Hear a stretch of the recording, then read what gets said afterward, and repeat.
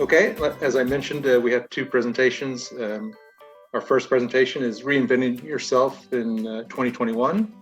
Our second presentation is Leveraging Digital Tools to Get Hired in 2021.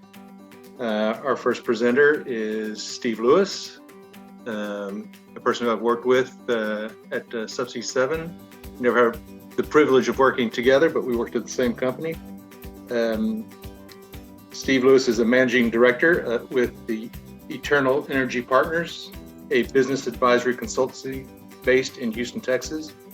Steve has nearly 20 years of technical and executive experience in the offshore oil and gas sector, having served as vice president and director for two leading international EPCI, that's engineering, procurement, and construction and installation oilfield services company. Throughout his career, he has worked as an engineering, business development, project management, R&D, and technology.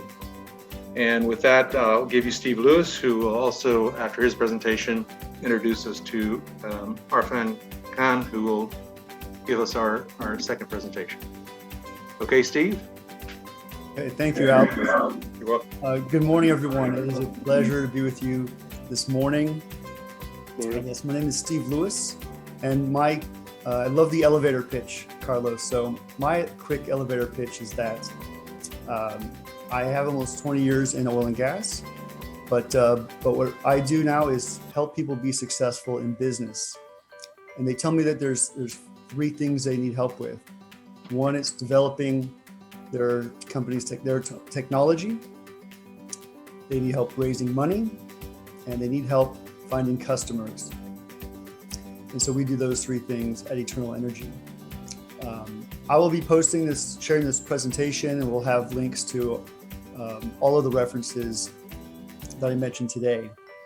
But where I'd like to spend my time today is to share with you my experience of leaving oil and gas after 17 years and wanting to reinvent myself. So I'll share a bit of my experience and what I learned along the way. And but I first want to say that we certainly champion the vision and the mission of the Pay It Forward Network. So it's really a pleasure to be here. So let me share the screen.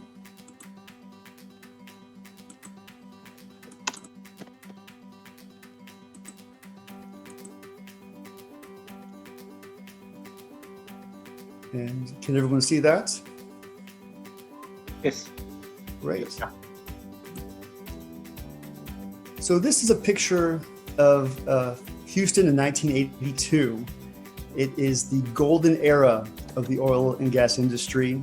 There was a oil embargo. There was some revolutions in the Middle East. It drove prices to $37 a barrel.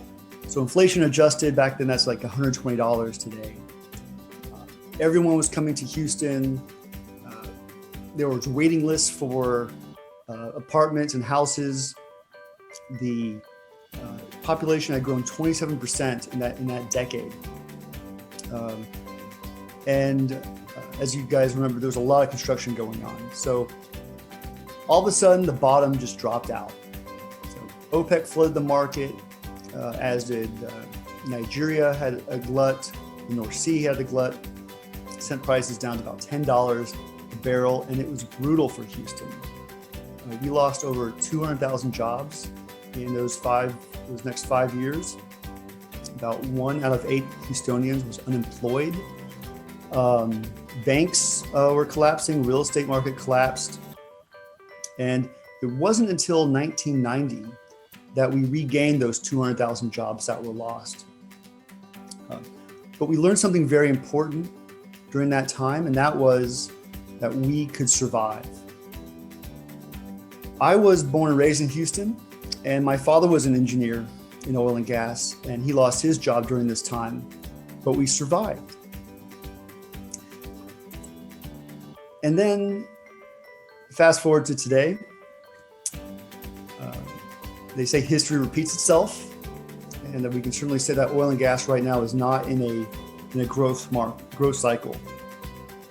I'm in Subsea, so there was about 80% of Subsea field development engineers that were laid off between 2015 and 17, according to Offshore Magazine. That's a staggering number. So again, we're in survival mode. So what do we do now? I'm going to share with you 6 things that I found. Here's what we usually do. We go to job boards, we fill out applications, we wait, we don't hear back, and then we just do it all over again. I believe this model doesn't work anymore. In oil and gas, there are about 120 applicants on average per job posting. You might as well play the lottery. So the game has changed, so we must change. Now, you may be familiar with this TV show where they rebuild a house in a week. It's pretty amazing. Unfortunately, it takes us a little bit longer to reinvent ourselves in 1 week. We believe a few things. One, that having a job that fills you, that challenges you, that you like going to, it's not just for a lucky few or a select few. We can all achieve that. The problem is we see where we're built, programmed, is that we see danger more than we see opportunity. It's called the attentional bias, and it keeps us from taking action and seeing those opportunities that may be just lurking around the corner. And if you don't believe me, well, I read that 80% of all available jobs are not posted online. And so one of those jobs could be the right one for you. The thing we realize is that being a good engineer or manager or employee, being good at your job, that no longer is the primary factor on getting hired or keeping your job. That's why we must reinvent ourselves. I recently interviewed, I guess it was about 2 years ago, one of the most accomplished business leaders I'd ever met. His name was John Gibson. You may know him. He's run organizations. He was responsible for literally billions of dollars. And when I was talking to him, he kept referring back to how he's practicing. Every day he's practicing something.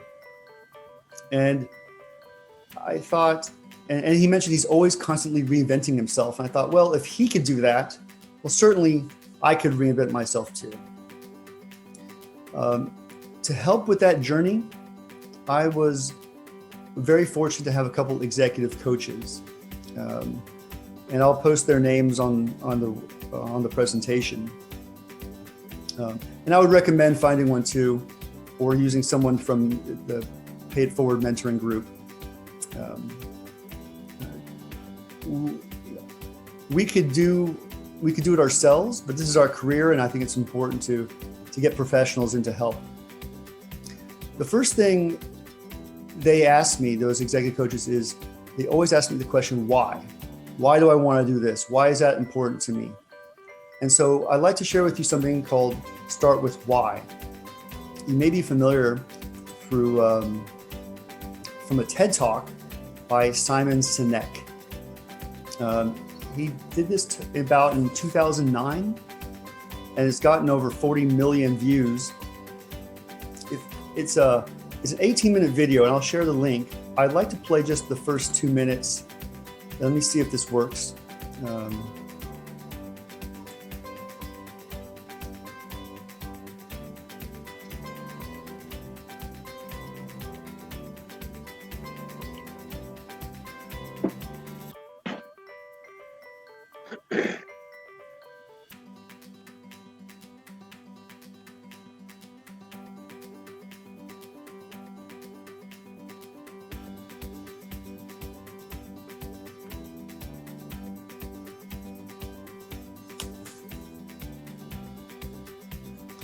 While it's loading, his point is that people don't buy into what you do, they buy into why you do it. Here we go. Can everyone see this?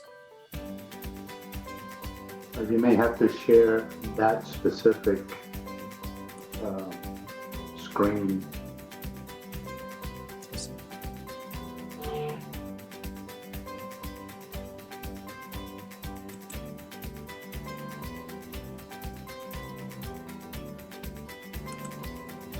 So you may have to new share and then come back to your presentation. There you go. Probably the world's simplest idea. I call it the golden circle. This little idea explains why some organizations and some leaders are able to inspire where others aren't. Every single person, every single organization on the planet knows what they do 100%. Some know how they do it, but very, very few people or organizations know why they do what they do. By why, I mean what's your purpose, what's your cause, what's your belief, and why should anyone care? The inspired leaders, the inspired organizations all think, act, and communicate from the inside out. Let me give you an example. If Apple were like everyone else, a marketing message from them might sound like this. We make great computers. They're beautifully designed, simple to use, and user-friendly. Want to buy one? Meh. That's how most marketing is done. That's how most sales is done. We say what we do. We say how we're different or how we're better, and we expect some sort of behavior, a purchase, a vote, something like that. Here's how Apple actually communicates. Everything we do, we believe in challenging the status quo. We believe in thinking differently. The way we challenge the status quo is by making our products beautifully designed, simple to use, and user-friendly. Want to buy one? People don't buy what you do. People buy why you do it. The goal is not to do business with everybody who needs what you have. The goal is to do business with people who believe what you believe. Again, the goal is not just to sell people who need what you have. The goal is to sell people who believe what you believe. If you hire people just because they can do a job, they'll work for your money. But if you hire people who believe what you believe, they work for you. Blood and sweat and tears. So people don't buy what you do, they buy why you do it. Let me get back to the slide deck.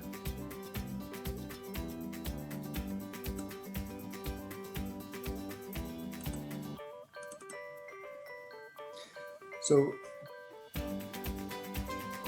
as you begin the planning process to launch the next phase of your career, think about things of what makes you excited to get out of bed in the morning, what gives you the satisfaction at the end of the long day, what do you care about and why? That's the why. After I left my corporate job, I sat down at my kitchen table. The family was out of the house, so it was dead quiet. And it was perhaps the first time in my entire life I really sat down and thought, was able to clear my head and think about what do I love doing and what am I actually good at? And can I get paid for those things? And what can I do to give back to humanity? And the one commonality that encompassed all four of those things is that it was about helping people. And I never really realized or was able to articulate that was something that was really important to me. And once I figured out the why, the what and the how just kind of came very easily. This is perhaps a once in a lifetime opportunity for a lot of you guys, and to try to find your true purpose and to truly go for it. So fight that attentional bias, look past all those negatives and search for those positives, and know that you will survive this. So that's number 2. Once you find your why and your purpose, then it's time to focus. This is step 3. So when we ask the question, why do companies hire? It's very simple. They address a very specific problem, to address a very specific pain point. That's why it's easier to hire a specialist than a generalist, or it's easy to get hired as a specialist versus a generalist. So ask your question, what specific problem do you solve? Or can you solve? Or do you even want to solve? And remember that it's not just a problem that you see, it has to be a problem that your client or the company, the customer has to see also and feel. Because if they don't see it as a problem, then it's not really a problem. The next step is only after then do you write your CV. And I want to position this as you're writing, it's about yourself, but think of yourself as a product that solves a specific problem, that fills a need. Just like a product spec that you may see or a user manual, it has to be easy to read. And this example that I have on the right side, this is actually a resume. And it's something that Arfan will talk about later this morning. This is called RIGS, the Resume Infographic Standard, and is a very concise way of visually showing your skills and expertise. Because you don't just list every single job and project that you're on. It's more about how did you make that successful. Right? You managed 20%, you managed 20 suppliers, or you saved 10% of costs, or you reduced the weight 40% of a certain component. And when you do list your professional history, you have to use keywords these days. Most of the CVs that go through the systems are just robo-scan, and they're looking for certain keywords. So how do you find those keywords? This is step 5. It is using tools. Now, if I asked everyone who uses LinkedIn, I'm sure pretty much everybody would raise their hand. But if I asked, are you using LinkedIn to the highest potential, I think there'd be a lot fewer hands up. LinkedIn has a very good job page, but I would recommend not just going straight there, but actually doing searches for people's profiles. Look at their titles, look at their backgrounds. Find someone who has a job that interests you and then connect with them. That's what LinkedIn's really all about. Now, I wouldn't recommend you just go and ask them straight for a job. A lot of times when you ask for a job, people will give you advice. But a lot of times when you ask people for advice, you might actually get a job. And there is no bigger compliment you can give somebody than asking them for their advice. You ask them to share their wisdom. This is how you build a network. And Tim Ferriss of the 4-Hour Workweek says your network is your net worth. And to build a network on LinkedIn, you start by sharing some content that is just interesting to you. You find something that you like, share it. And start doing that consistently. Just try for once a day. And then you'll start getting people who say they like it. And then people say, well, comment on it. And you start that conversation. And eventually you find people who are influential that can help you in your career. There is a gentleman here in Houston named Tom Augenthaler. He is known famously as the influence marketer. And he explains that building your brand on social media, it takes a lot of time and requires a lot of consistency.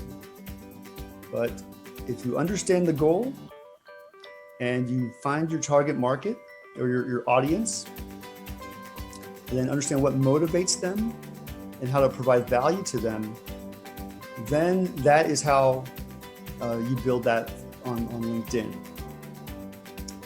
So have a publishing schedule for yourself, and these people will become your champions. And champions are important because they help you get past the recruiter. So this is my favorite football player, J.J. Watt. This offensive line are the recruiters, and this poor quarterback who's about to get sacked is the hiring manager. And he's going to plow through, get around these recruiters through the champions that he's brought in, that he has around him. Now, don't get me wrong, recruiters are great and they serve a very important purpose. So please don't get me wrong. But the recruiters may not recognize your uniqueness in a sea of 120 other applicants. And they may not appreciate the fact that you reinvented yourself. You took that extra class. You're looking at doing something different than what you have been doing in the past. Usually you don't get a response from recruiters, in my experience. because they're so busy. You may hear something like, oh, if I hear something, I'll get back to you. Well, they rarely do. Or they may say, send me your CV, I'll look at it. They're so busy, they rarely look at it. So instead, use your champions, use your network. And if they don't have the answer that you're looking for, you can ask them, well, who else can I speak to? And once you do meet directly with that hiring manager, I implore you to ask questions, not just them asking you questions. So find out what their challenges are. What have they been doing all this time? Why is that a problem? What success looks like to them? What keeps them up at night? And again, don't just run through every job and position you ever had in the last 20 years. Everyone has experience these days. You have to find their pain points.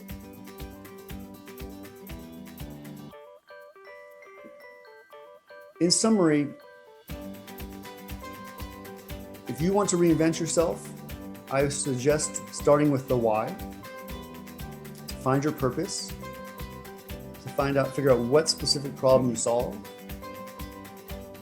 then making that CV into your product spec, cultivating that network on LinkedIn, and using champions to get to who you need to. And I'll add one more, and that is to understand that nothing in this business happens fast, especially when you want it to. Clients have their own time pressures and priorities. So don't expect this all to happen today or tomorrow or even next week or even next month. It does take time. When my father lost his job in the 80s, well, a few years ago, I asked him about that. And I asked him if he would have done anything different knowing what he knows now. And he says, yeah, I would have taken a break. I would have taken my family on vacation. Instead, he went straight for trying to find that next job and took a job that he did not like. So reinventing yourself, so being patient and taking a break is important. So know that reinventing yourself is a very exciting journey. Maybe it's a once in a lifetime wonderful opportunity, but it's long and it's filled with a lot of setbacks and disappointments. But with a good plan, with people like you surround yourself, like the Pay It Forward network, you won't just survive, you will flourish. So thank you for listening. I'm very happy to take some questions if anyone has any. Thank you. Yeah, Steve, I just see one question here from Francisco, and I guess he's asking your opinion. Should we use the why, how, and what as part of our resumes? That's a great question. Absolutely. This is your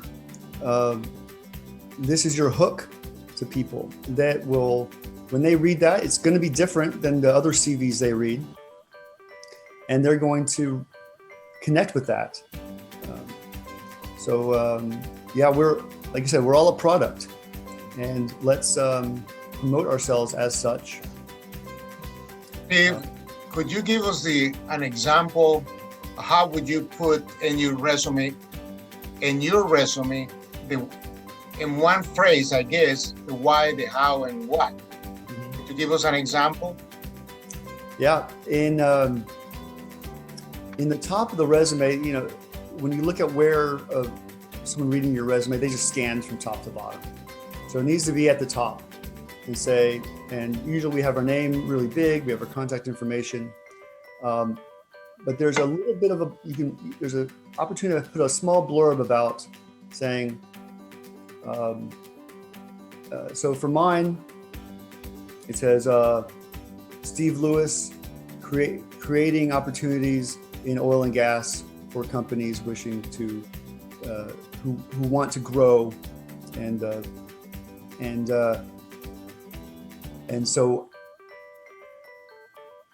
yeah, I probably don't say I believe in this, I believe in that, but some of those key themes that you believe in, they need to be in that first sentence. And I think it might be different for everybody, but yeah, I certainly would be happy to look at anybody's CV if they want, and we can figure out what that real hook is going to be. Steve, I have a question for you. How you overcome two major stigma in reinventing yourself? One of them is having a very specific, long experience that bugs you in a particular area. And the second thing is the age. Again, the older you are, people will look at you and say, what is the value of you reinventing yourself now? There is no time left, or whatever. So how you address these two stigmas? Yeah. So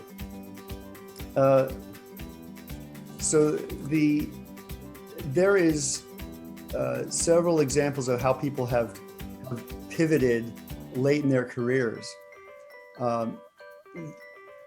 I agree. When I realized I wanted to do consulting, I was going to these interviews. Some were like 4, 5, 6 interviews for one company, and it was exhausting. And by the time you get to the 6th one, they said, well, they told me, and not to be mean, but they said, look, you're just an engineer. And I said, and they didn't mean that as a bad way, but that's just not what they were looking for. They wanted someone with this exact experience, not someone who's reinventing themselves. I get that a lot also from, they say, well, your experience is in oil and gas, and we're not investing in oil and gas anymore. So it is a little bit of a blow to hear someone say that what you've dedicated your entire career for no longer has value to us. Mm-hmm.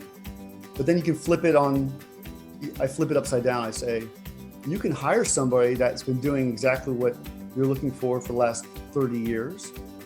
But we know that things are different now, that there's new ways of doing things. So why do you want to bring someone on that's done it the exact same way over and over again? Why don't you bring someone in who has a new perspective? I know engineering, I know sales. These things aren't just restricted to just oil and gas. They cover a lot of different industries. So you have a lot of transferable skills. And there's no better reason to start today changing that versus people are going to find excuses on why not to hire. And they may think of it in terms of, well, you've done this for 40 years, all you know how to do. We are all lifelong learners. And John Gibson, who has been in the industry for 40 years, he's doing things different today than he was yesterday. And he was supremely successful doing it those 40 years. He didn't have to change, but he does anyway. How about the age? Again, especially I wanted to address people above 60, which they are closer to retirement, or people saying that, oh, you are such in the end of your career, why you worry about that? Just worry about cashing on your 401k and the retirement pension and or invest in the stock market. Why you wanted to reinvent yourself and go to another career in this late time and age? If that's a potential employer asking you that, yeah, it's probably a red flag. You don't want to work for a company like that, to be honest. No, the idea is why do you invest in that late time of your life in reinventing yourself? Steve, can I take a stab at the answer? Sure. Yes, Arfan. Yeah, thanks. I mean, I think if you want to reinvent yourself, then you should, regardless of what age you're at, right? So it's not I don't think, correct me, Steve, I don't think the intent here is to say that, you should do something that you're not comfortable and ready to do. And so I think that if your goal is that at 60 plus you want to get into, leverage your decades of expertise and experience that you're passionate about in sharing, helping people with, then you can reinvent yourself to achieve that end goal. And so it's not, reinvention here doesn't mean that you have to go become a rocket scientist, and so I do think it's it's contextual in the way it's being proposed. Mm-hmm. And what my talk will really get into is are there tools that we can provide that may help you with that transformation, and so if that's really what you want, in the end you've got to want it before it will happen, right? So yeah, actually, to confirm what you just said, I have a funny story. A friend of mine who was in the very late 50s, early 60s, that he decided to go to medical school. And people were asking him, how you are going to medical school, spending 12 years in learning medicine, and then in the end, you are not doing anything with it. And he said, no, I'm just doing it for myself. Exactly. Excellent. No, you're right on. Can I make a suggestion as well? Go ahead. Please. You were talking about age. One of the ways of getting around age and making it not an issue is by what Steve was talking about, focusing on problems. And you look at your transferable skills, the kinds of skills that you've used over all the years, and ask, how can I use those to solve the problems? So the first place that you have to start is actually with your prospective employer. And you have to understand what are the kinds of business challenges and problems that are keeping them awake at night. If you present yourself with solutions and with experience in solving those kinds of problems, how much do you think your age is going to matter if they see you as a key person that can help them to sleep better at night? And so the key is really understanding them and what their problems are, and understanding how you've solved those problems in the past and how you can hit the ground running by being able to help them the minute that you come on board. And it's by using, and in terms of reinventing yourself, it's not making yourself be something that you're not. It's taking your transferable skills, the ones that you've used your whole life, and applying them to problems that a new prospective employer has in maybe a unique or different way than you've applied them in the past. Mm-hmm. And that's another thing I saw from Steve, and I don't know if everybody paid attention to that, is that you need to marry your transferable skills with your passion. That if you do your inventing yourself by recognizing your passion, then it's self-serving. It doesn't matter what comes out of it. But if you marry it with a transferable skill, then it can help you even more into looking for a job. Yeah, so the whole key is to understand what the employer's problems are, and then also find the kinds of problems that you like to solve.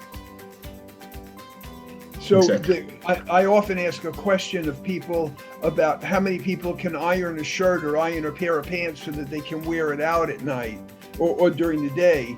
And then I ask, well, what if you can do that and you're an engineer and you're out of work, why don't you look for a job doing laundry? And it may sound a little ridiculous, but the point is that that's not your passion and that's not really what you like to do. You have the skill. That doesn't mean that that's the skill you want to use. I agree. Well, Alex. Can I take a stab on the reinventing yourself? Yes. My father was a very wise man, but I discovered that a little bit too late. All right. My father owned a small hotel in Honduras, and we always saw him figuring out what were empty spaces in his hotel. In every empty space that he can find, he will build a room. So he ended up with a small hotel with a lot of rooms. Well, he decided to send us, Carlos and I, to United States so we can learn English and get a profession.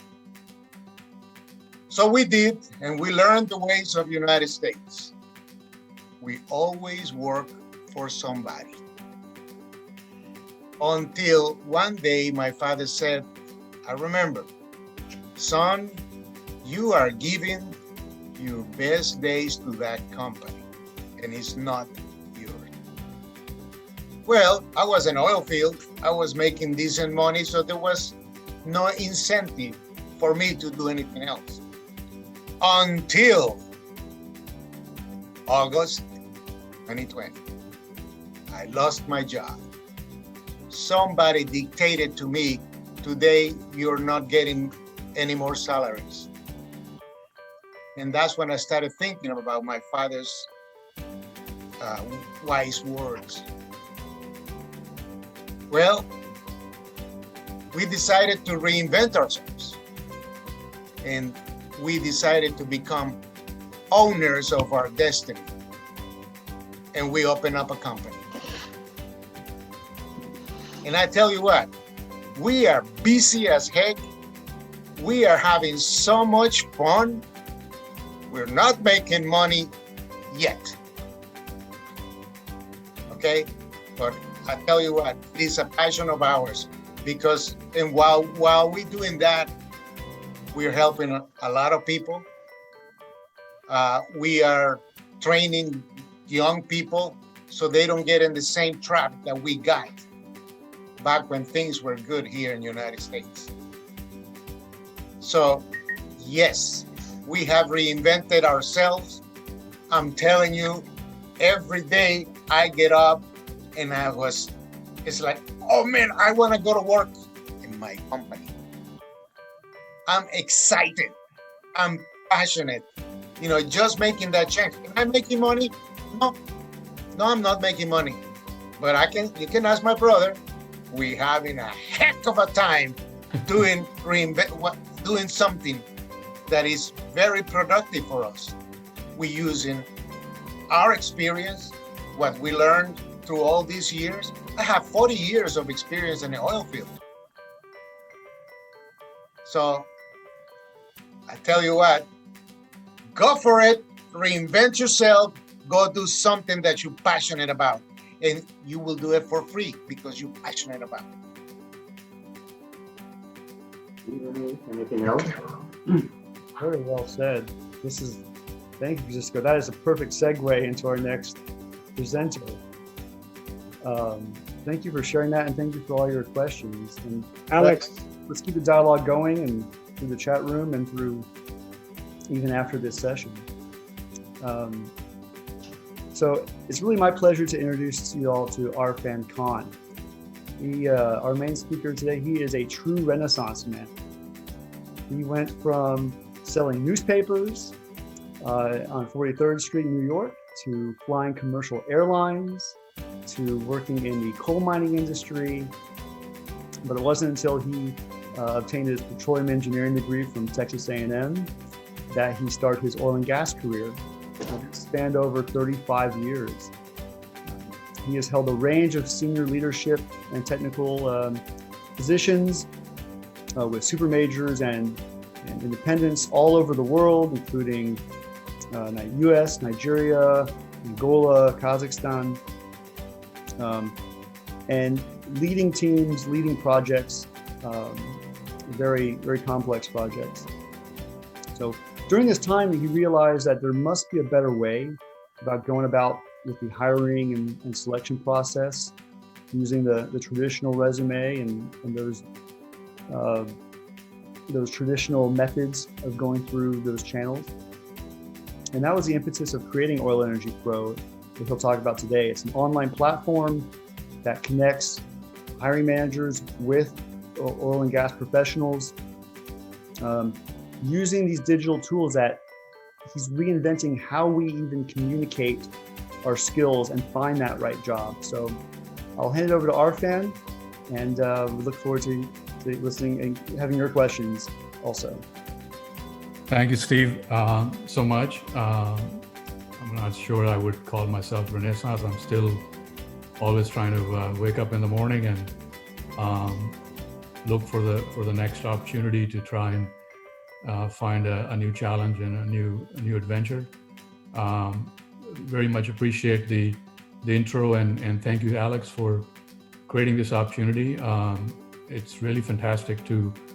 I'm not a public speaker, so you'll have to forgive me if I'm not too sophisticated in my communication. Sometimes I ramble a little bit, but I very much appreciate the opportunity to share with you what I've been doing, and really now we have a team that's collaborating in developing something that I think could help with the hiring sort of model, and I think the other bit that I appreciate that everyone has they bring a different sort of skill set, mindset, motivation, emotion,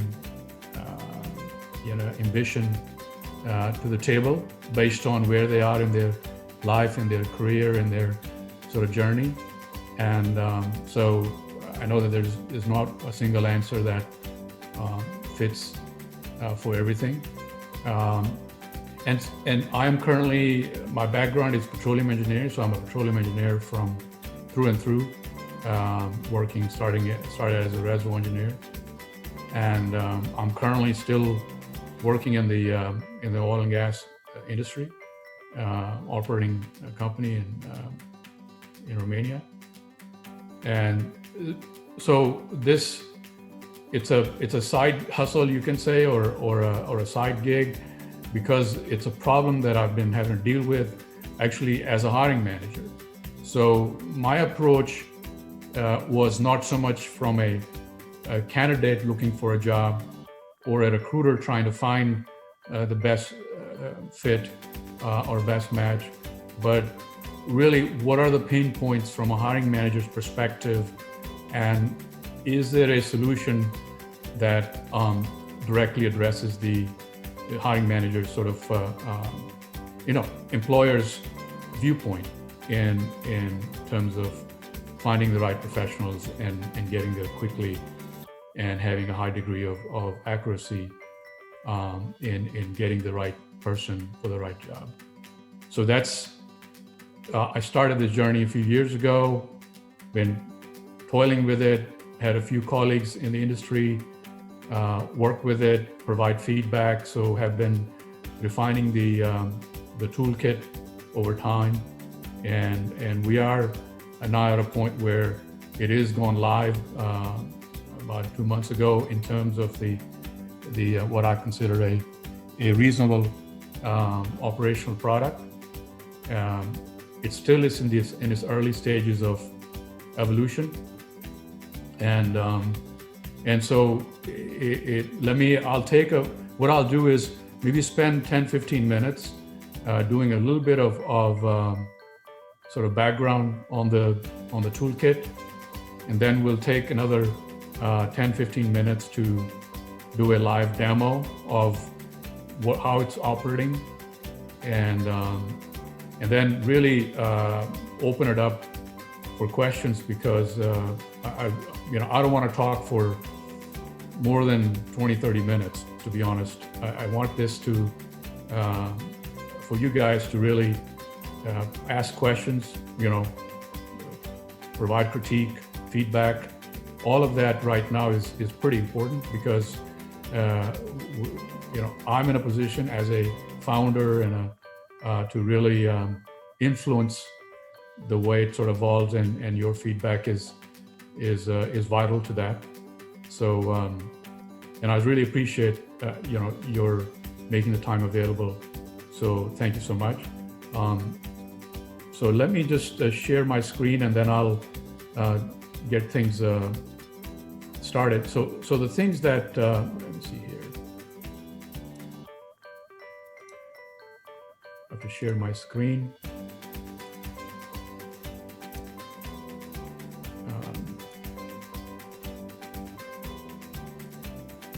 Yeah. Can everyone see my screen? Okay, great. So what Steve said was, how you've got to do the onion thing, the golden rule, why and how and what. So let me take a stab at why. I'll try and see if I come close to it. There's a short-term problem that. So I am focused on oil and energy industry, and so in what we're doing right now with the toolkit, we will be more focused right now on the technical professionals, more so upstream technical professionals, as opposed to non-technical professionals, because that's not where the platform has evolved to. So our starting position is with technical professionals. So there's a short-term problem that the industry is facing, obviously, with almost 100,000 unemployed professionals, and I think the bloodbath is continuing. Employers will start rehiring, but their hiring practice and preferences will change to become more demand because of demand shock that the industry will experience. They're going to move to a more flexible solution for hiring. And so, again, the contractors and the consulting side of the business, I expect, will become sort of mainstream. And this permanent hiring and staffing approach may take a backseat from an employer's perspective. And in this case, the employers, we're not just talking about E&P operators, but also engineering service providers, integrated service, oil field services, construction, manufacturing, fabrication, you name the full service sector is also employer, right? So both the operator side as well as the service industry side will be more moving towards this kind of contract and consultancy model. The last bit, which and Steve said one thing, that 80% of the jobs, the really solid jobs, good jobs, are not on job sites. And there's a reason for that. In fact, when I want to hire someone, if I want to hire a petroleum engineer, I'm afraid to post that job on LinkedIn or anywhere else, to be honest. Reason being that we're going to get 120 resumes, and then we'll spend weeks and weeks of trying to figure out and interpret the narratives that are presented in the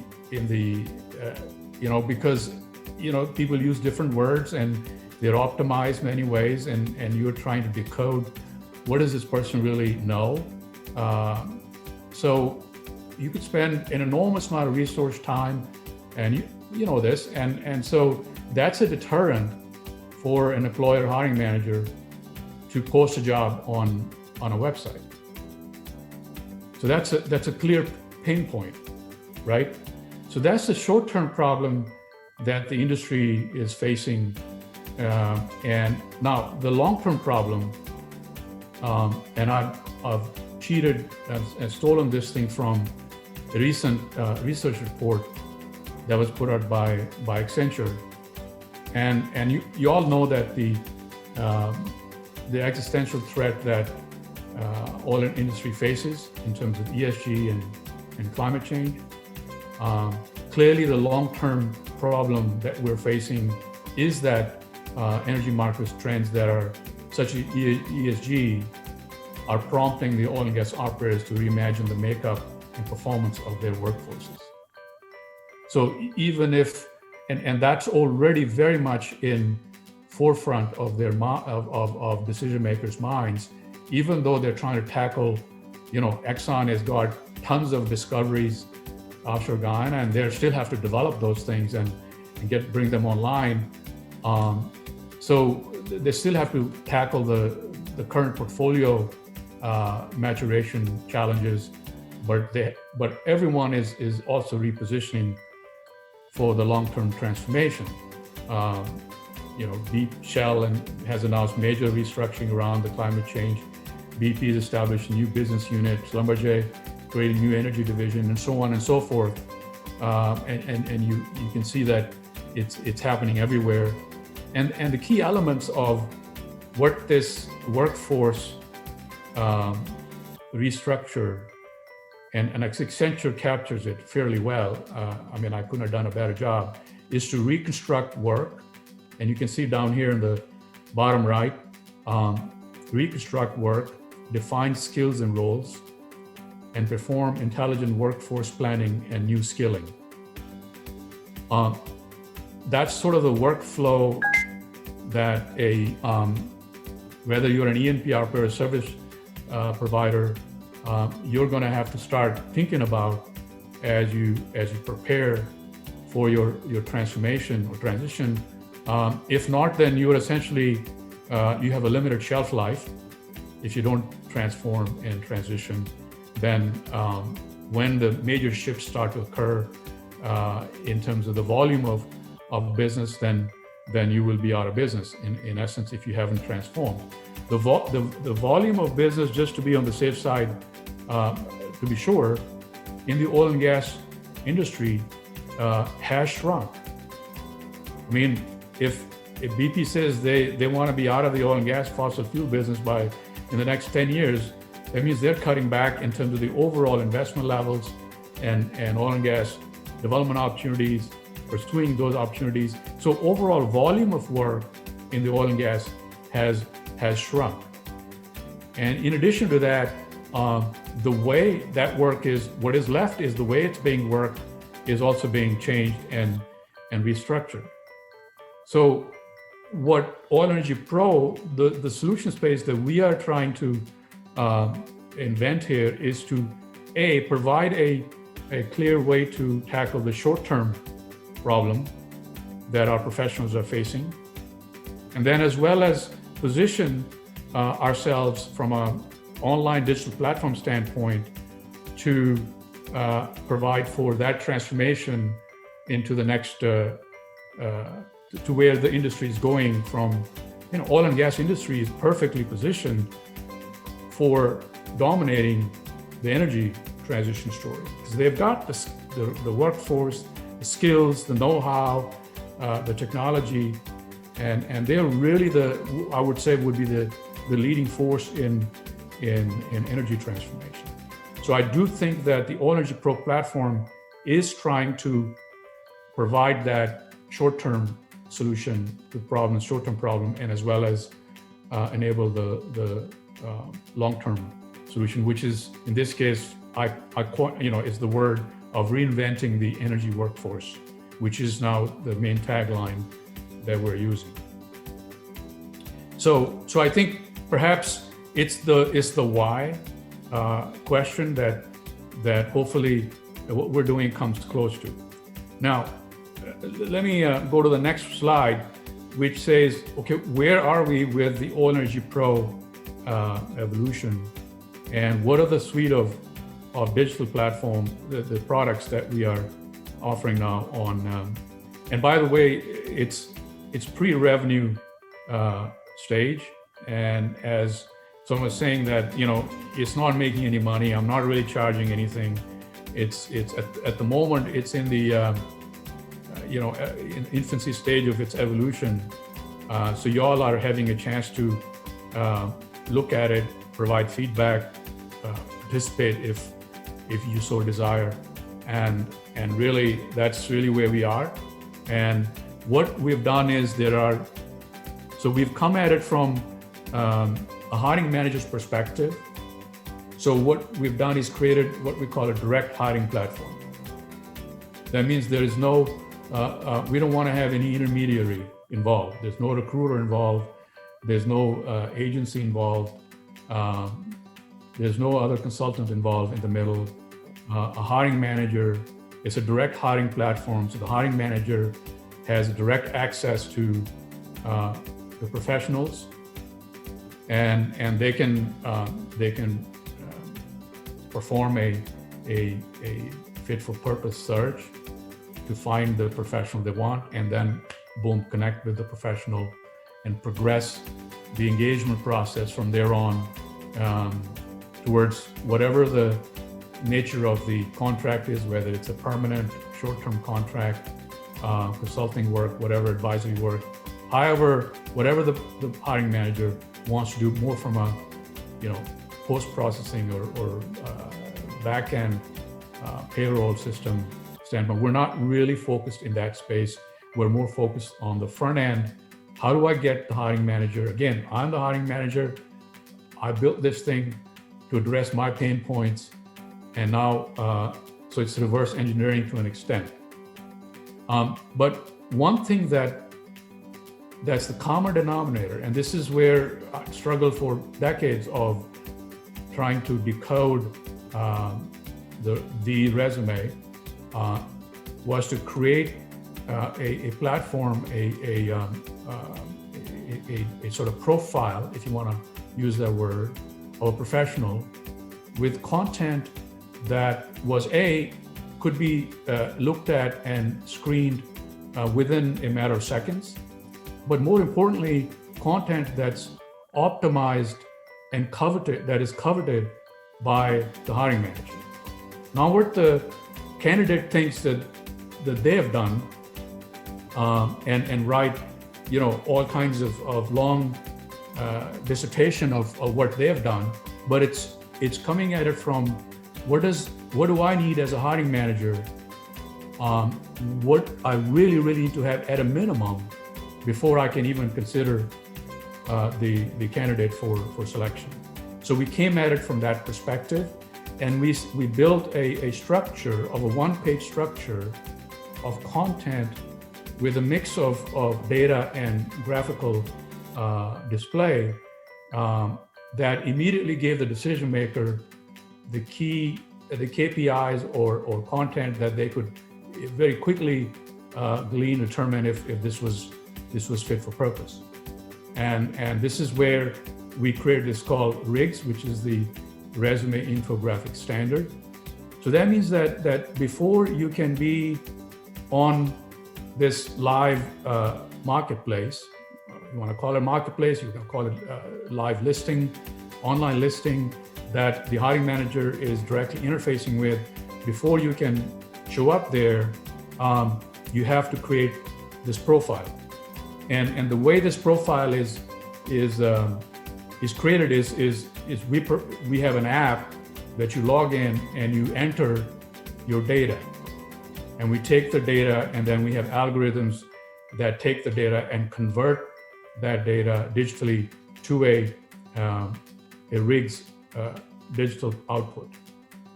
And the 4 or 5 sections that are critical in there is the synthesis of your career and your achievements.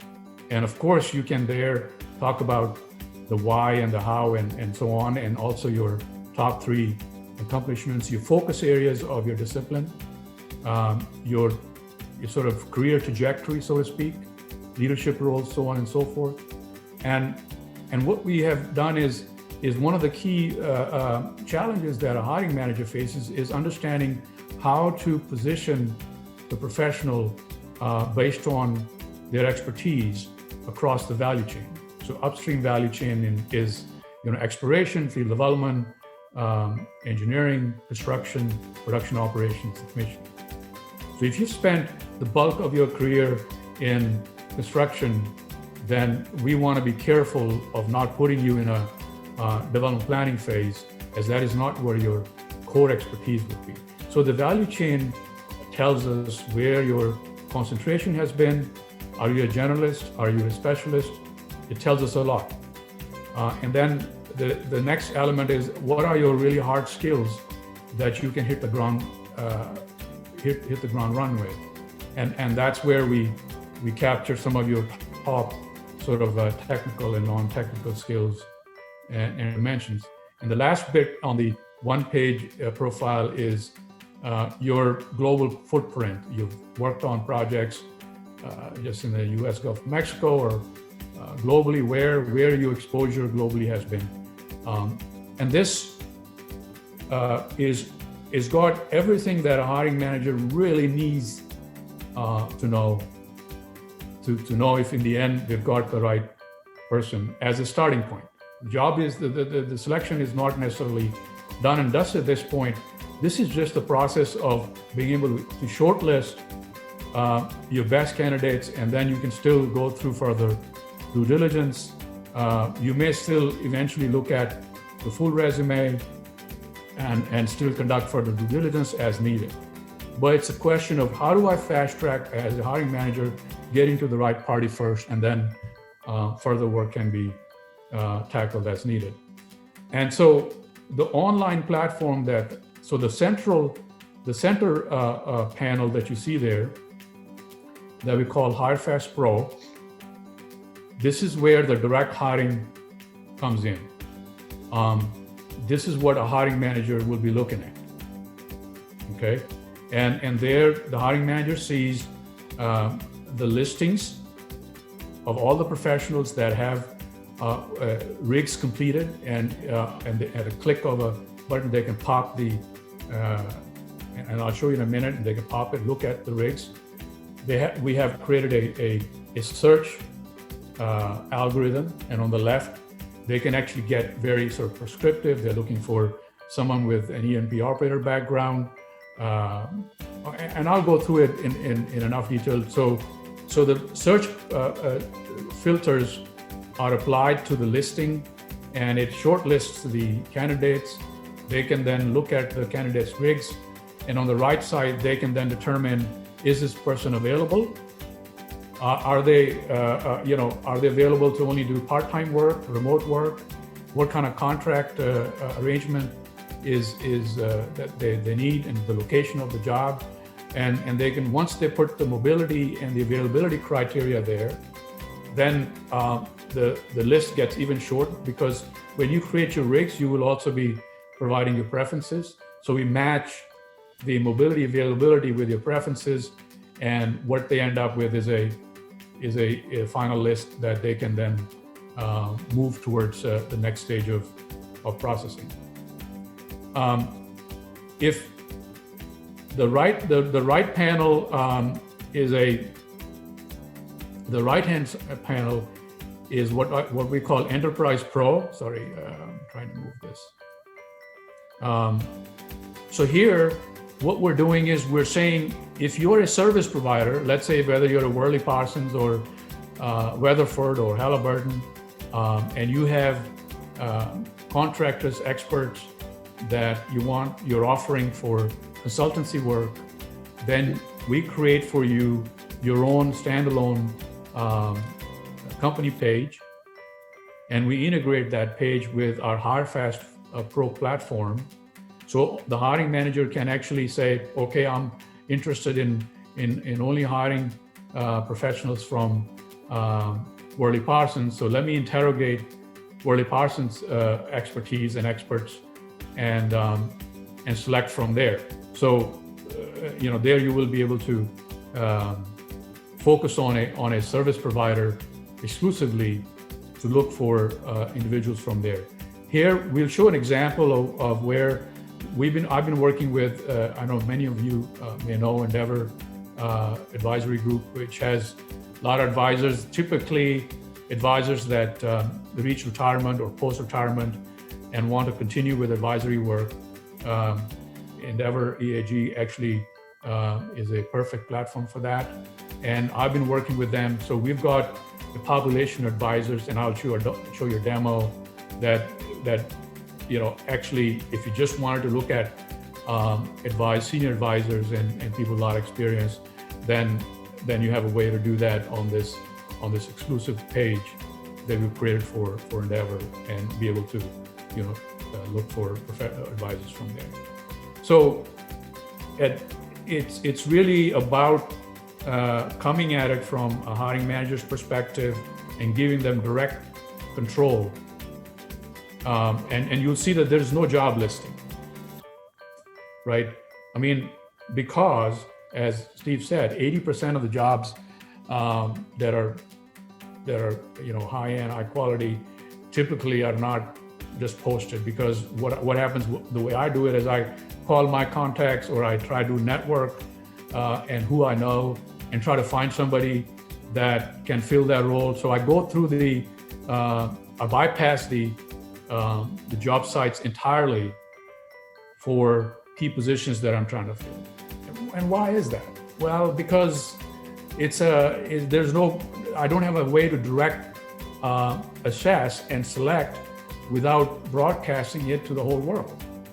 And secondly, the problem with this current environment also is if all I'm having now to do is to bypass it and see who I know and network, the pool of candidates that I'm now confined to is so narrow that I worry at night whether, even though I got the person that without getting bombarded with hundreds of CVs, whether the guy that I finally landed on was the best possible person that I could get in the marketplace.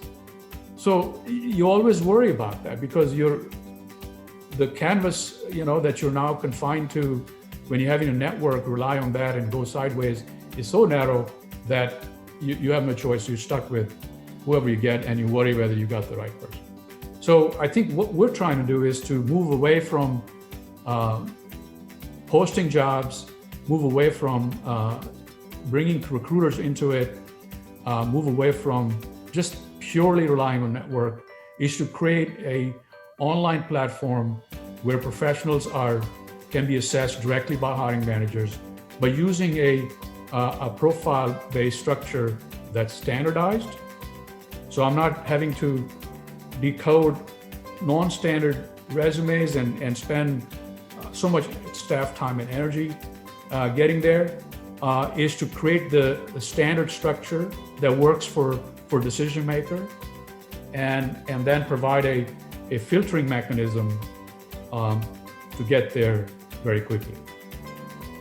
The end game for us is to the evolution that we're moving towards is we've got hire fast operational, we have rigs fully operational, and we're in the process of delivering a full turnkey solution assisted with AI, where we can now create a job description that the hiring manager, whether they want to do it internally or in a stealth mode, they still have to create a job description. And our platform will provide that, again, in a standardized fashion. And then we create the algorithm for creating a best match. So we then the platform will present to the hiring manager a Rolodex of candidates based on their job description, and that we have professionals who are ready to mobilize that based on their availability, mobility requirements. So the whole thing is then essentially done directly and working directly to delivering the solution to the hiring manager. There's no intermediary involved. And I think that this is the beginning of what we call reinventing the workforce. Because if I have this and I have access to the full field of professionals, I can design a solution based on where I am in the project. So this is a scalable value chain workforce architecture. So that means if I'm an employer, I want to have a operations readiness team put together with the right facilities and disciplines and project delivery disciplines, then I can use this platform to construct a team, a full team on demand that's multidisciplinary, and be able to deploy it to maximize decision quality or delivery, whatever my goal is. So I think what we're talking about is the end game for us is to provide a platform that will enable an employer to reconstruct and reimagine the the workforce architecture. That's the sort of the big picture is that. So if you're an advisor, you've got 30, 40, 50 years of industry experience, it's very much relevant, because when I build a team, I need to have advisors, I need to have mentors, I need to have seniors who can bring the judgment and expertise to the table, because the team will be a range of experience levels. So it's how do I integrate your 40 years of expertise experience into a young team. This allows me to do that and have full flexibility rather than worrying about, whether you are a career-oriented person or how much time you have. You're an advisor. You've got all this expertise that you bring to the table. I can plug it into where I need it to make the team work better. Okay? So that, I think, was the, there's a lot more detail. I don't want to really go through all of that. What I want to do is switch to, and we'll open this thing up for questions here very, very soon. So if I just give me a minute so I can open my website here for going live.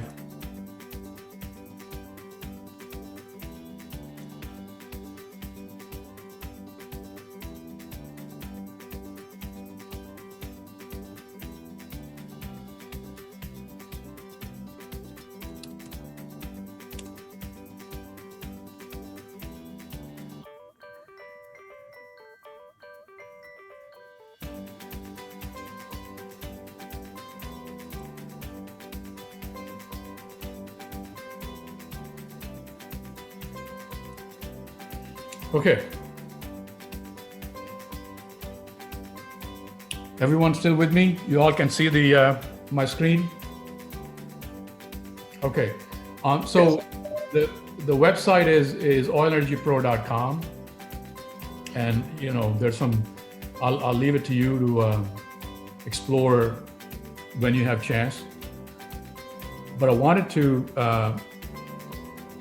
go to the menu is called Hire Fast Pro, and go to Launch Hire Fast.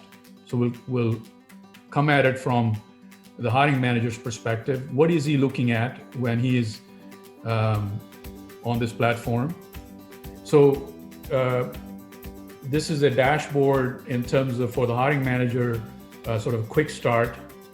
So the dashboard says, okay, there are 5 steps basically to complete a hiring decision, and so the things that you'll want to look at is in the define step. There's a define phase, identify phase, and a select phase. Okay, in the define phase, you're trying to determine what background do you need to have in the professional.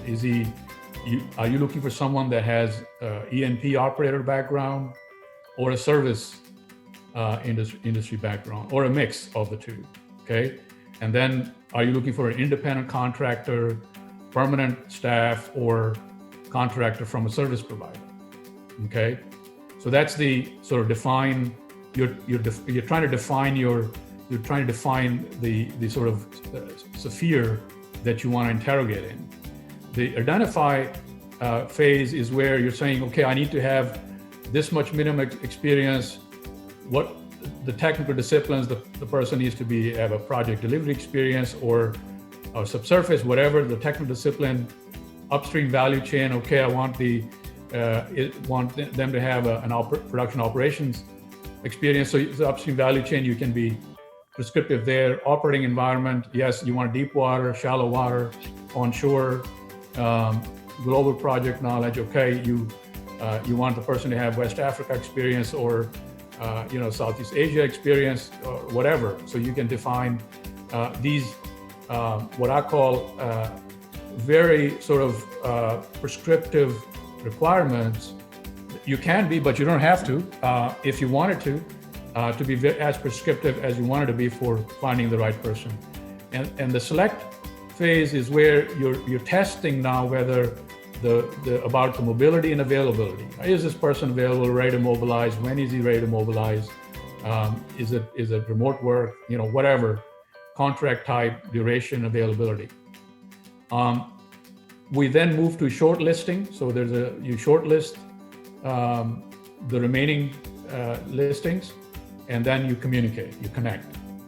So it goes through a sort of 5-step process for connecting with the making your selection. So we're now on the HireFast Flow platform, which right now it's open to public, and you can go in there and browse around yourself. And in the center, you'll see the listings of the professionals that have already signed up and have completed their rigs. So if you don't have your rigs completed, even though you're signed up, you're not going to show up here. And we provide some attributes in the listings, like top discipline, total experience, top skill, competency, and we give the hiring manager the ability to assign them to a team and test the team structure, and so on and so forth. But one of the things you can do is, and the names right now of the professionals that are listed here are hidden. We're just using an initial. You may still recognize the person, but the names are hidden. If as a hiring manager, once you register and sign up, then you'll be able to see the full name. So to general public, the identity is somewhat hidden. So if I go to any one of these listings and I click on it, it opens the rigs for that person. Okay. So in this case, here's this is actually me. So I just have my K initial there.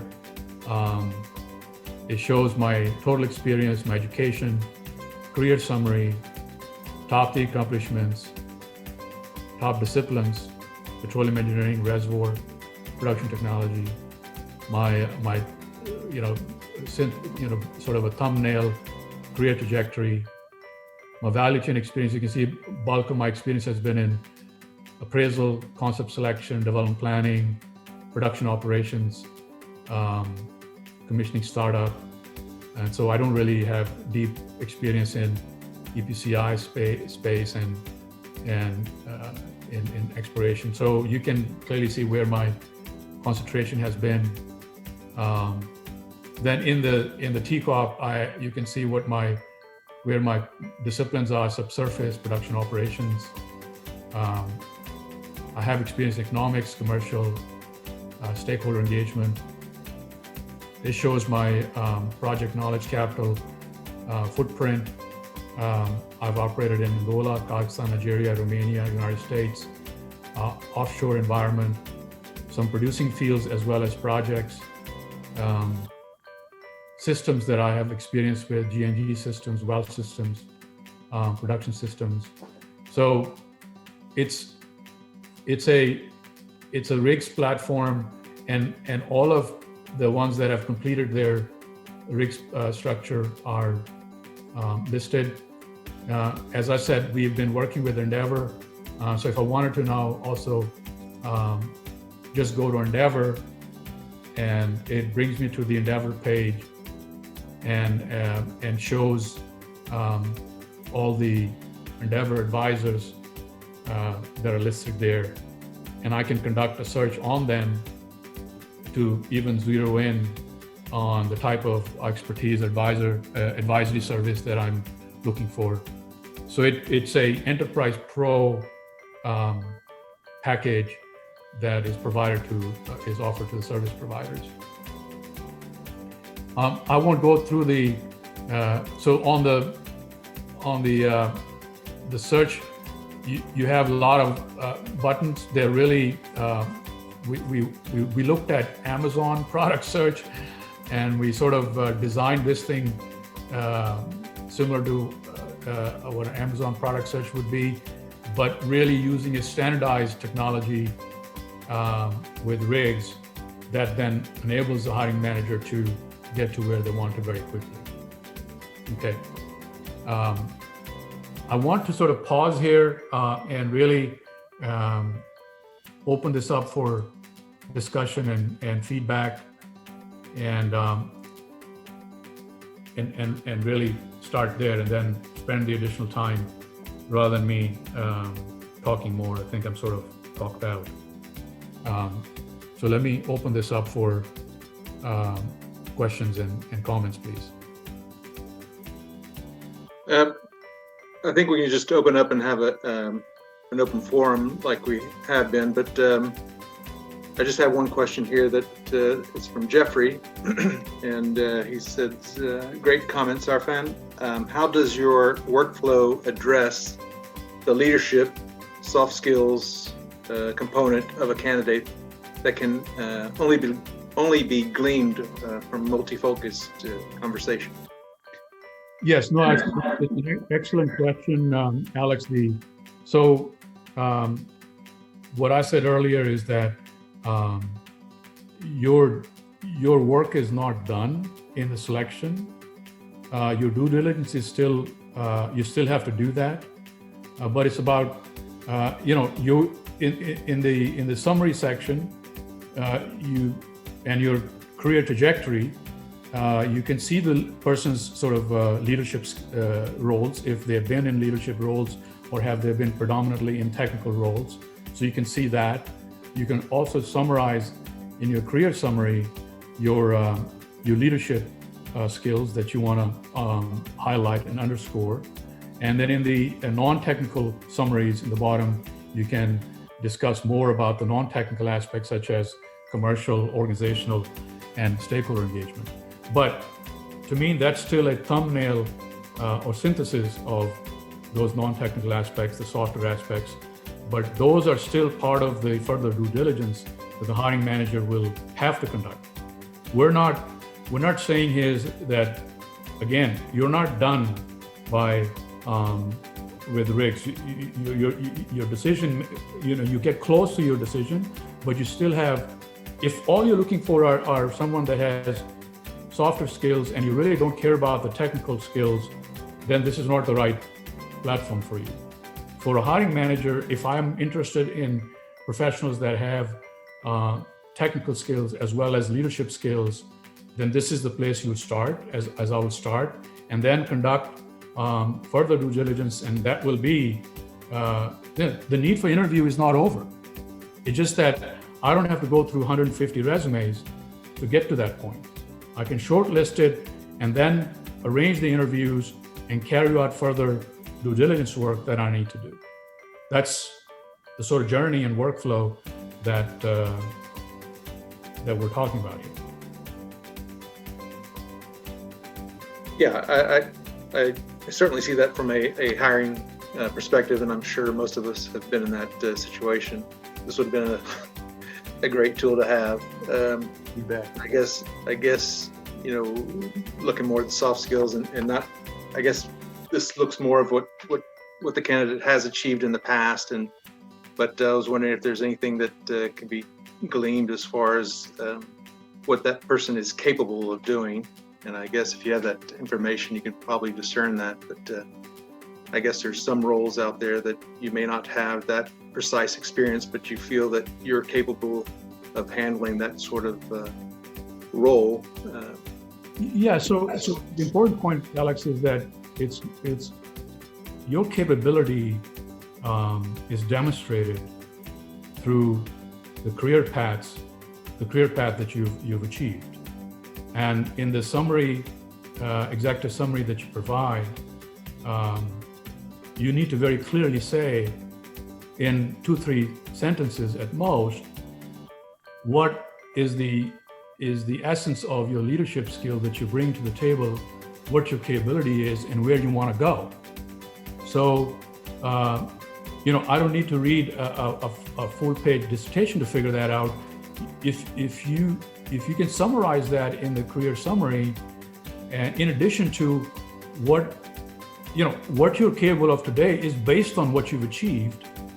It doesn't say what, and that can be a launching pad for how it can transform you in the future. So that's the kind of assessment that a hiring manager will make. I, as a hiring manager, will make. I don't need the candidate to tell me that. They can summarize it in the career summary, but it'll be my assessment in the end whether I think this person brings the right set of capabilities to the table that I can then use as a launch pad for taking it further, right? And that would be it would be my call, so to speak, as a hiring manager. So I do think that packing more information is the last thing we want to do, because then we sort of go back to, but we can always add more bells and whistles to rigs if the non-technical aspects, you have to start with a balance and then conduct further, like I said, due diligence to determine which one ultimately will dominate your selection decision. Arfan, can I butt in here? Can you hear me? Sure. Yes. Yeah. Well, thanks so much, Jeffrey here. I guess you hit the nail on the head when you said that basically what this is, and any of us involved in global hiring would love this, is to actually shorten the candidate selection process. But as you said, eventually you definitely have to have that focused interview. You have to find what motivates the individual. Is that person a fit? Person's working for different companies, different situations, and so on. Is this person a fit for my organization and the things that we are trying to achieve? And that's where you plant the usual questions. Tell me about a situation where you did blah, blah, blah, blah, where you try and replicate that situation that they may see in the future. So yeah, you're right. You have to have that conversation through the interview process and due diligence to be able to wean out some of those softer leadership skills that might be killer concerns for team chemistry. Absolutely.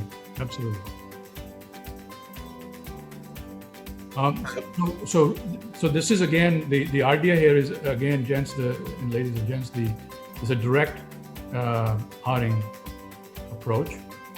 So it's ultimately, our goal is to build the community of professionals. So before we really roll it out to the hiring managers, we need to reach a certain critical mass of professionals coming together. And before, because hiring managers are going to want to know, is there a robust presence of professionals for me to just look at this and make my decision, or do I still go and post my jobs all over the world or pursue my alternative paths that I want to go? While those are still, it's not preventing anyone from having multiple channels for hiring as well as communication. This is just another option available.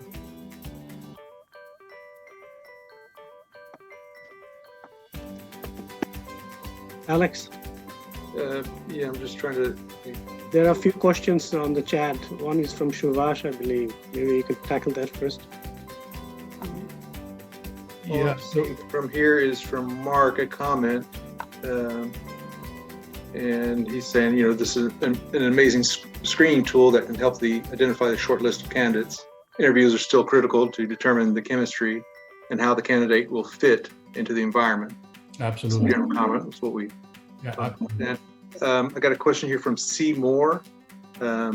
Is the platform intended to serve oil and gas industry only by design? In fact, no, it's not. It's oil and gas industry is the starting point for us. So let me, and quickly summarize. How, let's say LinkedIn and Indeed and ZipRecruiter and all of those platforms are what I call laterally scaling platforms. They don't really specialize so much in one industry. They're just trying to look at the recruiting, hiring workflow and trying to optimize that and make it more efficient, but that's about it.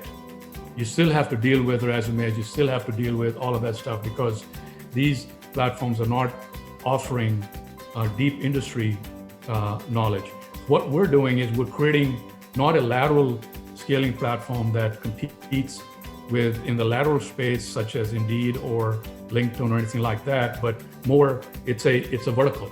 So what we're doing is we're creating a standardized structure, a direct hiring platform using a standardized structure within the oil and gas industry as a vertical, so that it addresses the hiring manager pain points through and through in that vertical.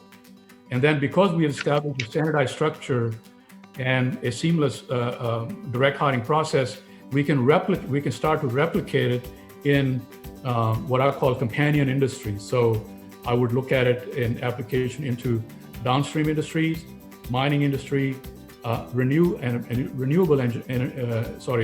industry, and then other technical industries like aviation, so pilots and doctors.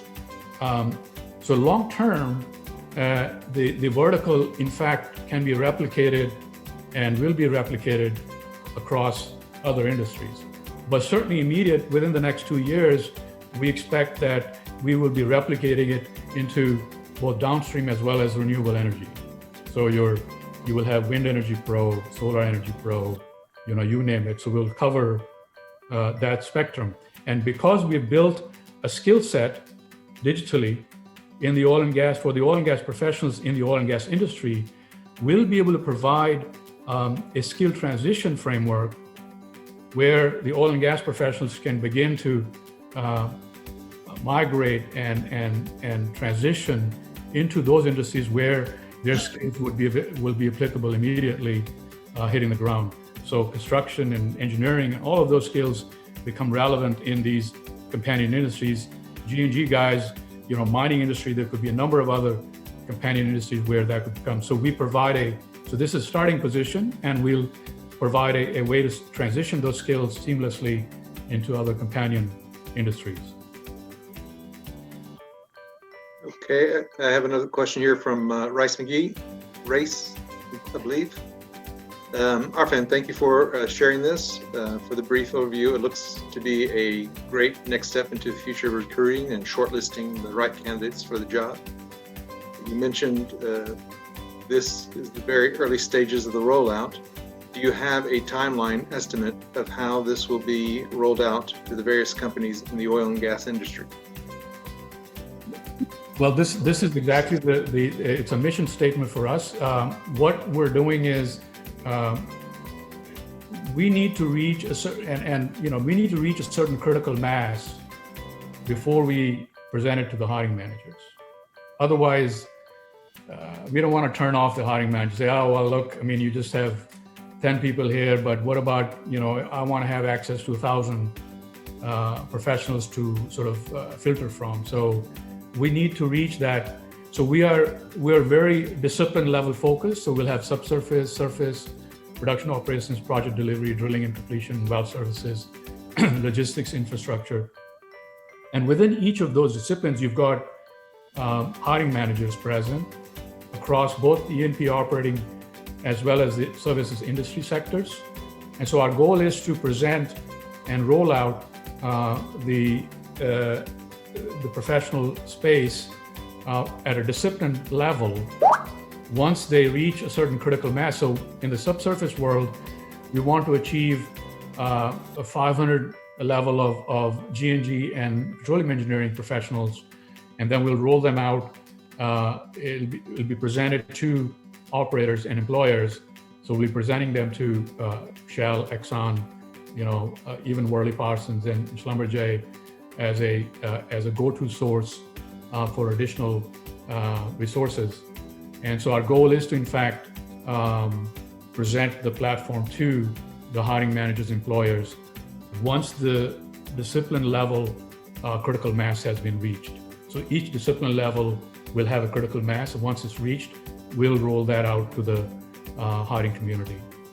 And that we're expecting that we will start rolling this out within the next few months. At this point, we need to get to a few more professionals on the RIGS platform, and then we'll start looking at that and plan to roll them out.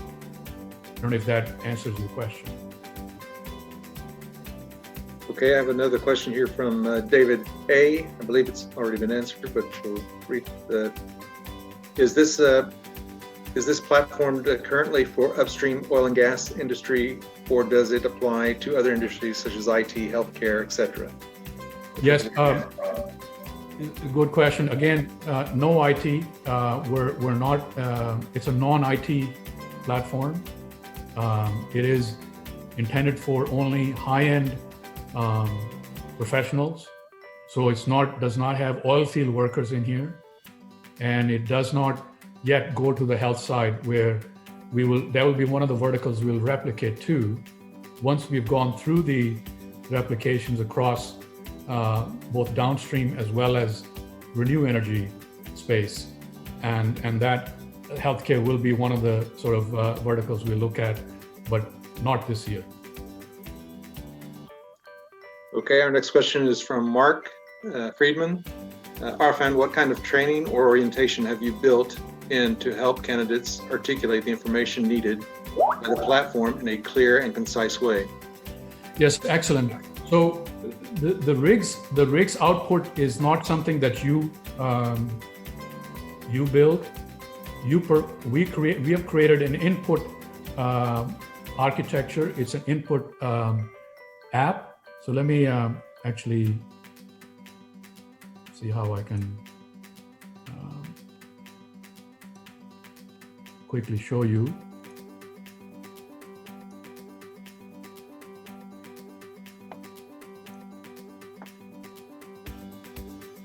And this is where the pain points are for, this will be where the pain points are for the professionals. Because like anything else, there's no shortcut. Okay, so you can see my screen, right? So just, Steve, you can see it, just nod your head. Okay, so on our website, you can see there's a menu item called rigs. And under rigs, it gives you some information. Okay, what is rigs? What's its anatomy? What is the app setup like? What are the standardization framework that we have used in constructing rigs? How does the standardization framework work? And inside the app, this is a screenshot of what the app is. And what I want to sort of quickly show you is you will be able to click on industry background. Okay, what's your industry background? You have ENP, you've been an operator, service provider, mix or whatever. And then you go through this central section, which has what's called experiential. And you've got 5 templates there. Your biographic info. We don't look at any confidential information. I don't want to know your date of birth. I don't want to know anything. I just want to know how much total experience you have and what's your country of citizenship. So there's no confidential. The information that's on rigs and on here that you enter is what you would have on your LinkedIn profile or on your CV. So we're not getting more information, so to speak, than what you would normally be exposing in the marketplace. So it goes through has a template where you can enter your experience data, your value chain data, and your discipline and skill data. And these are templates, and they have pull down menus. And you select from a pull down menu an item. It asks a question, what is the item? And you select an item. And if you can't find one, you can always create your own item, and it sort of builds the content over time and becomes more comprehensive. So the whole thing is set up, the input architecture is set up through this pull down and select menu structure. And once you complete that, finish running that, providing your input data, it then generates, the algorithms will then generate the rig's output, which becomes live. As soon as you reach 50% level of completion, you're automatically moved to the live listing page, and you become visible to the hiring manager. So what the pain points are, generally for each section, for each template, we provide a tutorial. So when you go there, you launch the tutorial, which is a very brief 30-second tutorial that shows you how to make your decisions and selections. And so it walks you, the whole input entry process is supported with tutorials. There are examples that you can also look at. But in the end, you've got to take charge of how you want to present yourself within this standardized framework. And if you have 30, 40 years of experience, we don't want you to spend weeks trying to figure out what you did 40 years ago. But if some people we've known that because they're engineers, they're trying to be overly precise and accurate, and they're worrying about getting details about what they did 40 years ago, and that sort of derails the whole process. What we're really focusing on, what is it? Perhaps you start with what you know over what you've done over the last 5, 10 years, and get that working, and then you can always add more information later beyond, about your experience before, beyond 10 years. If you just focus on that, you should be able to complete that within an hour or two of creating a rig. It's more of your time is spent on recalling and remembering than entering. So this is where the struggle will be. So I'm not sugarcoating this thing that there won't be a learning curve as you go through it, but I can say is that what the output that's created, that's now become relevant to the hiring manager, will be world-class, and it is what the hiring manager is looking for. So you will be working to, I think, make yourself more relevant in the hiring space. And so that's where the time commitment has to be there. I don't have a 5-minute solution for you. It's something that you've got to own, in my opinion, because it's not available on the resume. I could read your resume and do this thing. I wish I could do that, but unfortunately, the information that I'm asking is how much time did you spend on project X in the front end and engineering design phase, number of months, is not something that the kind of information that you would have on a resume. So I can't really fully decode your resume and build it for you. In the end, it's information in your head, and you're the only person that can bring it to the table. Okay, we have a comment from Jorge Canal. Great platform. I think you should pitch the idea to LinkedIn. Mark Friedman is asking, Arfan, have you looked at the dictionary of occupational titles to help you define the competencies needed in each job? Yeah, we're using the competency, the way we apply competency is a good question, is at the skill level. So we've got, what we're defining is a fairly standard approach that is used by operators and employers, is in a very simple way, what's your discipline category? Are you subsurface, or are you a facilities discipline, right? Subsurface has G&G and reservoir engineering, okay?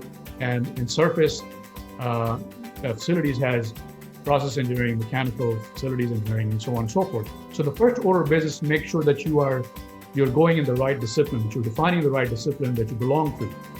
So once you've done, let's say you've defined subsurface as your primary discipline group, you then have to select your specific discipline. Are you a petroleum engineer or a geologist? So that's the next hierarchy, a pecking order that we have to define. And then within the petroleum engineering, you've got to define your top 2 skills. What is your skill within petroleum engineering? Production forecasting, field development planning, reserve determination.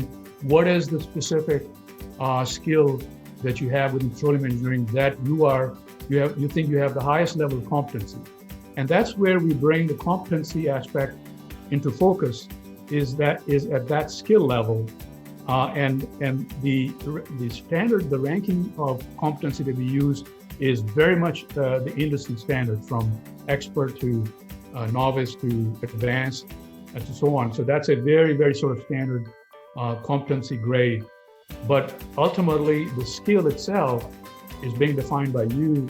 What you really are good at as a deployment engineer that if I brought you on will be the top skill that you can hit the ground with. And that's really how this is structured. There's a sort of a grading or pecking order in the way discipline group, specific discipline and skill is deployed, and then the competency is deployed. I guess in a way, there's a, right here,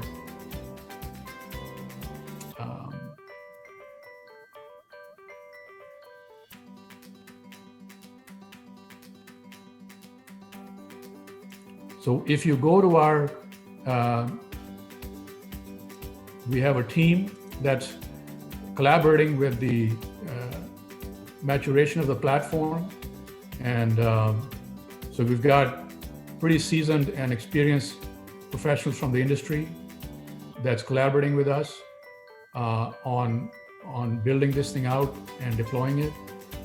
We've covered E&P operators, service providers, HR, business development, finance, commercial, technology development.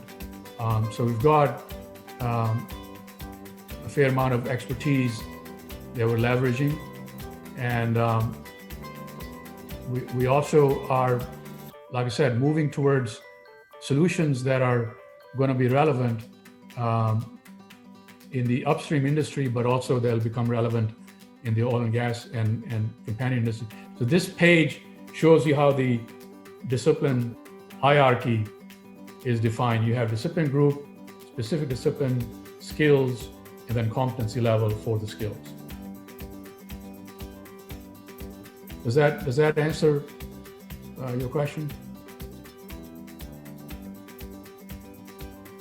Alex, move on to the next. Okay. Please. We have I'm not sure if this has been completely answered, but I think it has. But this is from Seymour.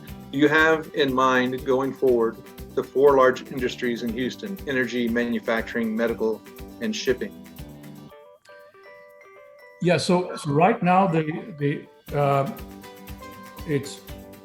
right now we're focused on the upstream oil and gas industry, and that's a pretty large industry, right? It's not just, so when you look at the services industry within upstream oil and gas, you've got construction, fabrication, manufacturing and fabrication. You've got engineering services, integrated services, SIPAM, and so on and so forth. But that's where our focus is upstream oil and gas. We're not doing shipping. We're not, unless shipping is part of what I would call production operations, where shipping is involved in sort of midstream transportation and crude offloading, then it could come in that way, but not as a shipping in itself, where you have container and other type of business. That's not where we are focused right now, and neither is, like I said, healthcare. So our focus right now as a starting position is to establish adoption and traction of the platform within the upstream oil and gas industry. That's where we have our deep roots and knowledge and expertise, and that we can operate that fairly effectively and create a success with that first before we start branching into other verticals. Okay, I have a comment here from Farouk Ahmad. Great idea and presentation. This looks like a very useful tool for both professional and on one side and hiring authorities on the other. Catherine Modali, if you have been unemployed for a few years, how can I make my technical skills and leadership skills look attractive to the hiring manager? It's a great question, because there are a lot of professionals that have been out of circulation for a while, and I suspect that there are already a lot more professionals being added into the unemployed lines that will also start worrying about the recency of their experience. And what one of the things that if you develop your rigs, you have to be focused on, again, what skills that are more current that you can sort of operate with. If you summarize, if you focus on skills that you had, for example, I used to do 3D reservoir simulation 20 years ago, and I used to have pretty high-end, I would say, proud to be pretty high-end expertise in running 3D simulation 20 years ago. And I would say at that point, if you had asked me what my competency level was in that skill, I would say I would probably consider myself an expert. But today, if you ask me, what's my 3D simulation skill level, I would say it's probably not much higher than entry level.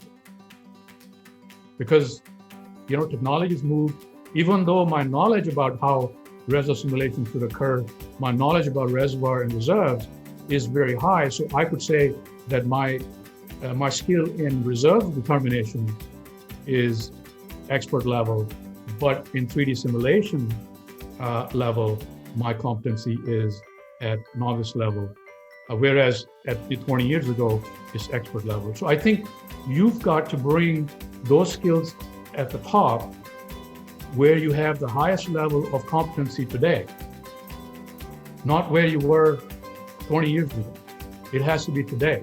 So that's what the hiring manager is going to be looking at is, if I bring you on, am I looking at a difficult journey of deploying and getting you to deliver the work that I'm trying to deliver now with the skill set that you have, that have and with the right competency, or am I going to have to retrain you? So this is part of the dilemma that every hiring manager will be facing. So that's why I would advise that professionals that have been out of circulation for a while will need to definitely prioritize and focus and bring to the table those skills that they would consider to have the highest level of competency. If I can add on to that, Arfan, because we do get that question quite a bit. One, realize that even people who are currently employed still need to promote and expand their technical skills and leadership skills. So, but in your case, there's opportunities to maintain certifications, to take courses, to get involved in associations where you can display your technical and leadership skills. Even opportunities like Pay It Forward, there's opportunities. And again, I'll go back to LinkedIn. It's very easy to go on and share with your network, hey, I know about this. I was doing this. And these are all things that now establish yourself as a thought leader in that specific area. And so when it does come time to meet with a hiring manager, you'll have a network around you that can speak on your behalf, that the hiring manager can go in. And I made a note that 70% of hiring managers will go on social media and take a look at your profile to see what you've been posting about. And so you have this platform to express that. And I would take advantage of that regardless of if someone's currently in a job or looking. Steve, to build on what you're saying, there's two things. The first thing is that it depends on, it's not about you, it's actually about what the marketplace needs. So the first thing is to find out what are the problems or challenges that a particular business or employer that you might want to work for has today. Once you define that, then take a look at what are the skills I have currently versus what are the skills that they're asking for, and what's the gap. And if there is a gap in there, then the question is how do I fill that gap? And it might be by, in fact, taking some courses to update. So like Arfan was saying, and the example that came to mind is that, back in the day, drafters would use ink and Leroy. Today we use computers to do the same thing, and printers do it. And there may be some people that still have that art and that work with ink and Leroy, but mostly we do it by computer. So if you're still working in Ink and Leroy, then you need to get that skill somehow to be able to do the printing and do the drafting using a computer model instead of doing it by hand. And so the question is if you've been out of work for a couple of years, where's the industry today? What are the problems that a prospective employer is trying to solve? And what's the deficiency or deficit that you have in the skills? What's the skill gap? And what do you need to do? Can you take a course in order to fill that gap? Then you can present with your experience and your judgment. You can then say, I also have been updating myself and doing this, or maybe I've had interim work where I've worked on projects to keep myself updated. But you want to demonstrate that you've been active and not just been looking for a job, but that you've actually been developing yourself professionally, so you're keeping up with the market and keeping up with the times. No, Mark, that's 100% correct. But I wish we could know what the problems are that the hiring managers and employers are trying to solve. We can. There is a way to do that, and the way to do that is to be visible in the marketplace, so the problem they're trying to solve is they can find you as being the right person to solve that problem. But also you can understand and you can do your own due diligence. In a couple of hours on the internet, you can find a lot of, so for example, if you take a look, one of the things that we know about the oil and gas industry is that it goes in cycles and it goes up and down. And right now, at least in my humble opinion, over the next 3 to 5 years, we are going slightly down, if not stable situation. So what does that say then for the kinds of challenges that oil and gas companies are going to have? We're not going to be in the position as oil and gas companies to be staffing up and running as fast as we can to produce a lot. What we're going to be doing is looking at cost cutting, and we have to look at innovation in terms of what are other ways that we can produce energy, particularly in terms of the climate kinds of issues, ESG issues, so that is going to demand a different skill set.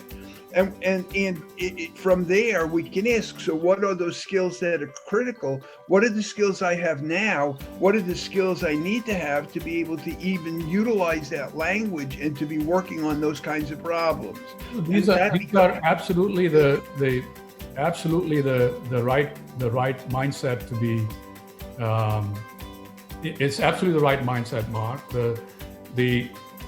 Yes, everyone understands, but it's based on where you are in your career journey. Yes. And so I think what we're saying is that if you're early in the career, then you certainly need to see what the next 10, 20 years of your career path may look like, and align it to not only the way the transitions are taking place, but also if that is what you're going to become passionate about. Is that something that you think you're going to want to do? The oil industry is not going away in the next 20 years. So if you don't want to mess with that and you want to stay focused on the oil industry, then you need to see what other transformations that are taking place with clean tech and flexible workforce architecture and ways of working. There are obviously fundamental changes also taking place beyond just the transitioning to energy or alternative energy. So you've got, as a professional, based on where you are in your career journey, you've got to make those decisions and align your future path along with that. But if you are now at the end of what you consider at a retirement age, then you have to think about, well, how do I retool and leverage what I know, and within the next 5 years, how can I bring to bear and have the biggest impact where the current evolution within the oil and gas industry is taking place? And I think that's where you can have the biggest ripple effect, because as more and more people that are seasoned and experienced are being jettisoned, the need for additional expertise and knowledge becomes even more critical. So it's a bit of an oxymoron situation that's going on in the oil and gas industry, that while we're getting rid of the experience, we're also needing more experience to try and keep the business going. So I do think you've got to have an ownership of how you want to present yourself in the marketplace, and not wait for some evolution or some clarity, but be in the marketplace today. As they say in the stock market, it's not timing the market, but time in the market. That's correct. So I think what you've got to do is put your best foot forward now, and you can optimize it tomorrow or day after. Nothing prevents you from doing that. The RIX platform is not a one-time thing. Yes, it's a one-time effort to create your first one, but then you evolve it over time to reflect the changes that you're bringing about in your professional career. So this is the point I guess really was trying to get back to what your initial comment was, Mark, which is absolutely right on the money, is to get in the market, establish a presence, and start working and trying to get this thing take off so that it does ultimately become competitive in the marketplace. We're saying the same thing, Arfan, and I Absolutely. think that we agree. And what I would say is that upscaling your and continuing your professional development is a parallel process to being in the market. So just because you're looking for a job doesn't mean that you can't also be working on your own professional development to make sure that any skills gaps that you have, if you have a 5-year time frame, you still need to be a lifelong learner and still need to be focused on. That is so true. That is so true. On what are the key skills going to be necessary, and what is it? What gaps do I have so that I can make sure that I can continue to add value? No, excellent. Thank you for that, Mark.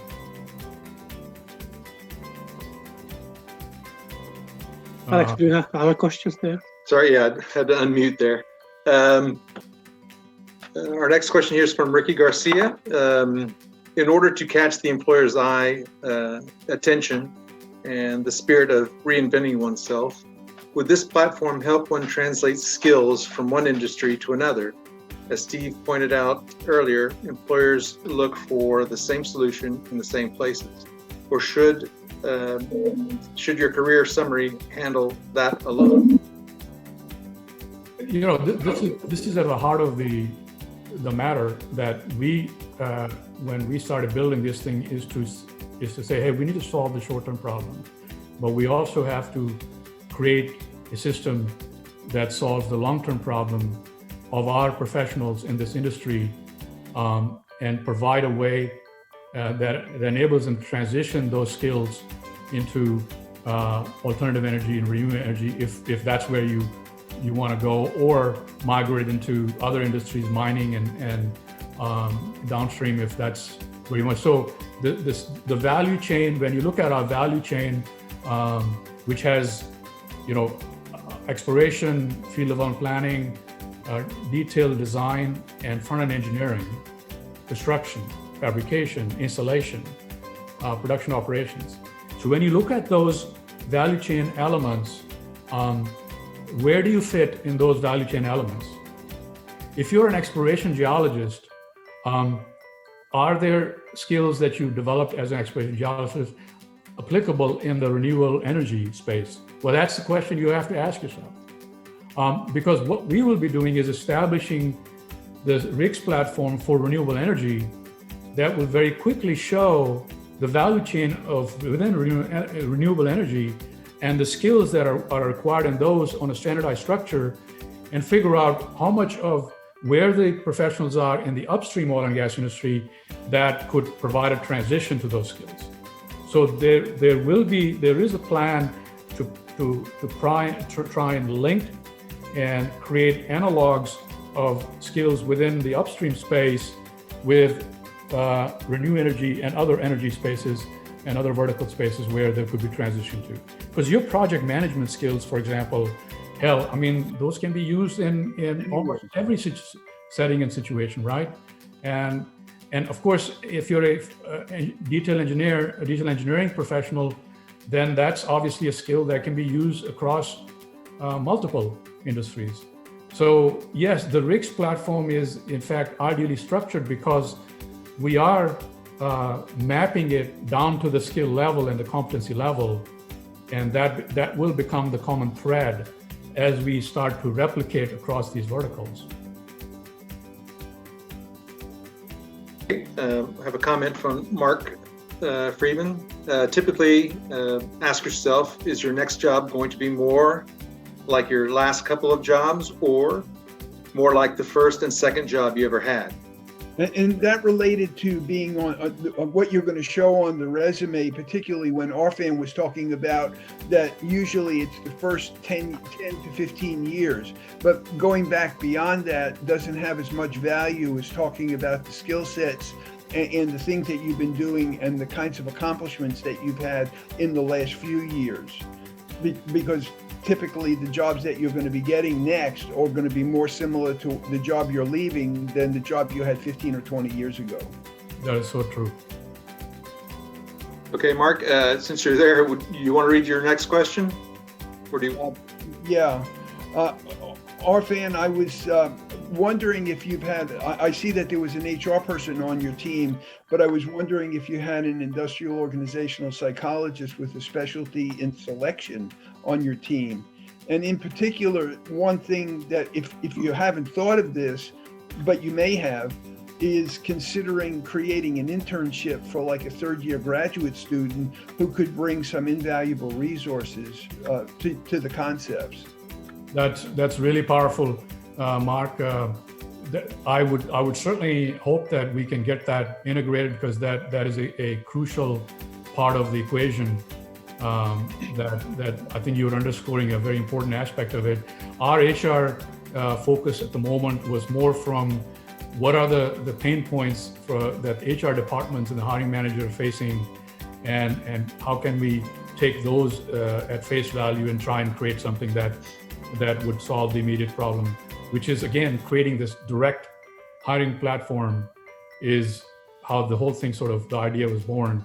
Now, making it more as you say, industrial organization psychologist, I would definitely want to have that skill set and discipline represented in the workflow, and how we can remodify or structure the platform. What you might want to consider, and it might be relatively inexpensive, particularly if you create an internship, is looking at the Rice program or the University of Houston program. They both have PhD programs in industrial organizational psychology. And so, and I'm an industrial organizational psychologist with a PhD, but that's not, selection is not my specialty. Although I obviously learned about it. But I was thinking that they've already created, a lot of the nomenclature and all the rest of that you're trying. So in a sense, you're trying to recreate the wheel, and a lot of the resources might be available that you can take and use as a platform and integrate or help you to conceptualize what you're trying to do and make it even better. Because you've obviously done a huge amount of work and put a lot of thinking into what you've got, and it's amazing what you've got. And so I'm just saying there's a lot of. No, I'm taking notes, and that is a one thing that I will definitely follow through on. So thank you for bringing that and providing input on that, Mark. That's really great. Fully agree with your suggestion. You're welcome. More questions from the chat? Alex? Alex, are you there? Hello? Arfan? Yeah, I'm sorry. I just needed to unmute myself. I was talking to myself here. I apologize. Jamie Barzoni has a comment. He just wants to remind everyone that SPE and an affiliate that we are planning a spring hiring event. Meetings are every Monday at 9 a.m. ST, and he's got the link on there in the chat if you want to. I think that's. There was a question about the candidate. If those questions from the chats are over, we can ask still questions. Yes, and actually, Arfan, I have a question to ask you. Sorry, go ahead. This is Salim. Oil Energy Pro, does it have a website? OilEnergyPro.com? Yes, it does. Well, I tried to get in there and it just went around in circle. It didn't get into it even after 15 minutes. I'm not sure. Would you be able to post it to us? https://allenergypro.com. Is that the website? Yes. I don't know. I couldn't get into it. I saw your Facebook, I saw your Twitter, I saw your LinkedIn, but not that one. Yes, Salim, this is Asad. I just logged into their website and actually signed myself into the website. It was pretty straightforward. www.oilenergypro.com. Oil Energy Pro, all of that together.com, right? Okay, I'll try it later on. Yeah, one word. It went pretty smooth for me. I don't know why I didn't get it. The next question from me is that is this Oil Energy Pro, is it part of Stratum Energy of Qasem Sharif? No, this is it's a tech startup. That's Stratum is a oil and gas operating company. Yes, which is working in Romania, right? Yes. And you have been with Qasem Sharif, is that correct? Yeah, this has nothing to do with Stratum. Okay. There's a question here about can recruiters are able to do the searching, and the answer to that is if they yes, the answer is yes, but they have to register as a hiring manager. And so once they register as a hiring manager, because they could be representing an employer, then absolutely the recruiters can go in as hiring managers and conduct the legwork on the behalf of hiring managers if that's what they want to do. The other thing I want to point out is that a lot of the staffing agencies, Furcroft, AirSwift, stuff like that, this would be what we would do is create a standalone web page for, just like we've done for Enterprise Pro, where we have Endeavor, we would have a Enterprise Pro page for Furcroft, where they could then provide the all of their contractors with rig structure, and the hiring manager can then find the right contractors very quickly, actually build a team of contractors from that site very quickly based on the platform that we have.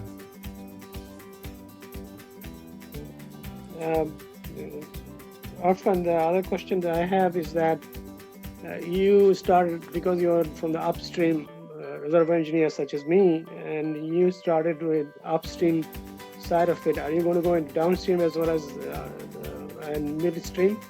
Yes, the plan is that we establish adoption and traction and scale within the upstream industry, which is hundreds of thousands of professionals and yes, tens and tens of employers. I was just trying to do a head count on potential hiring managers, and we are in fact talking about hundreds of hiring managers and service industry providers. So the idea was that let's start with what we know, where we know, so we have a confident, as they say, start with what you know, then you know you'll be successful. So we want to be successful here, and then we can scale it to.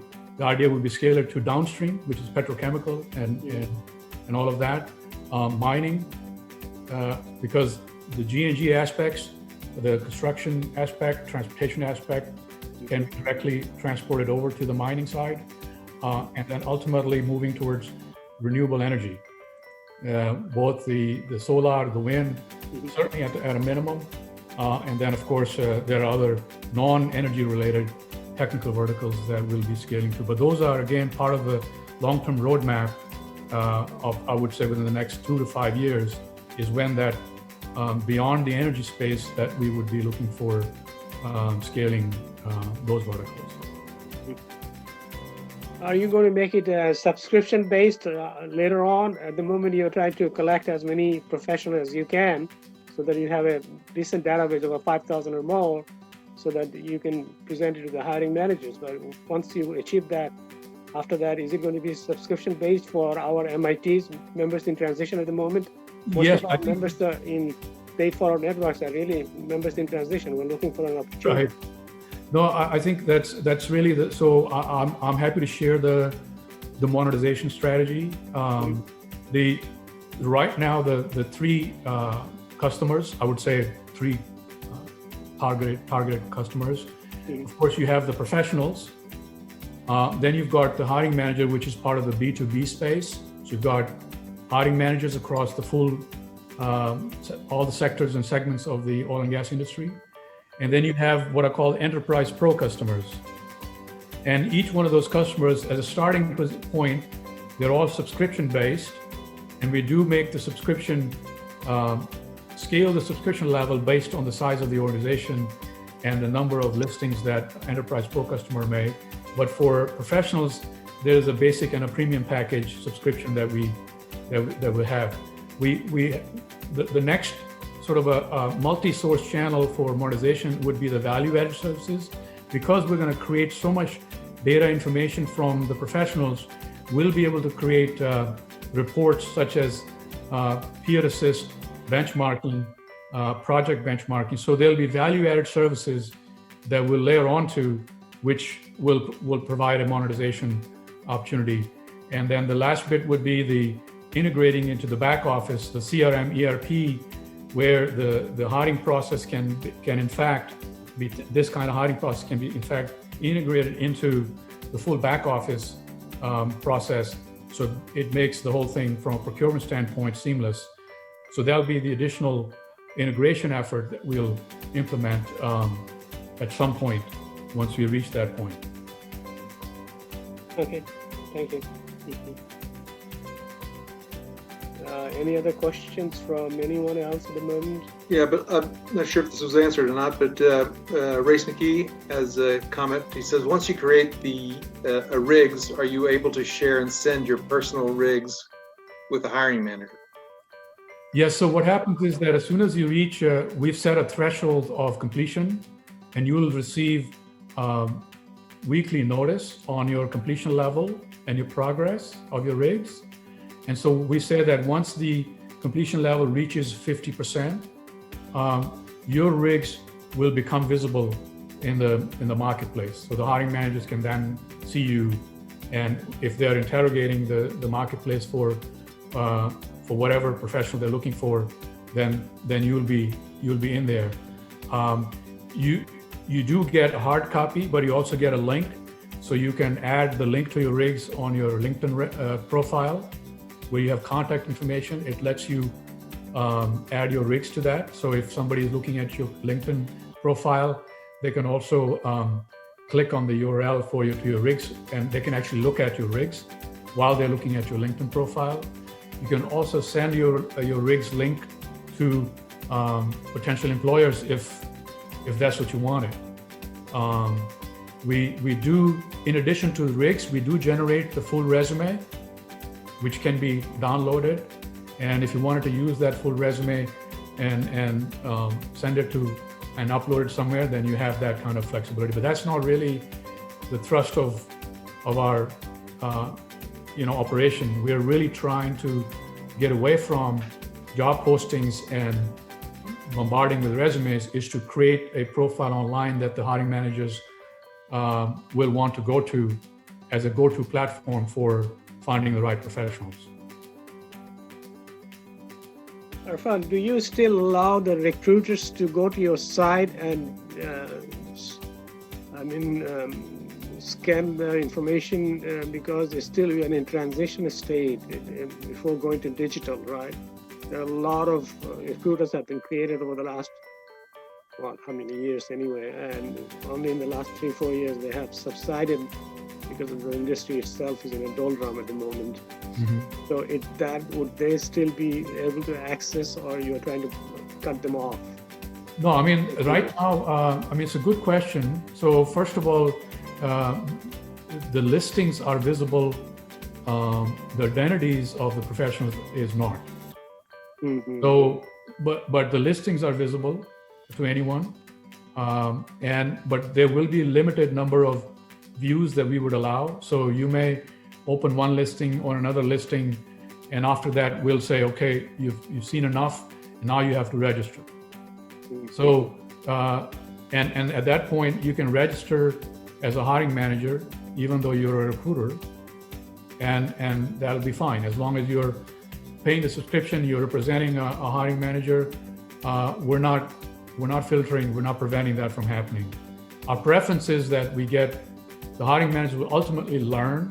So it'll be a learned skill, because up to now they've been programmed and brainwashed to not get directly engaged in the hiring, so to speak. They send their requirements to HR, and HR gets a recruiter or recruiting. So this is a process that everyone has been programmed to do.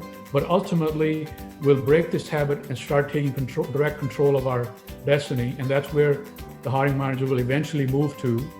And at that point, really, our preference would be that the need for recruiters will go away. If I'm a hiring manager, I go directly. I know this is a go-to source. I find the person that I don't even need to post the job. I find the person and get connected and say, okay, do you want to do this work or not?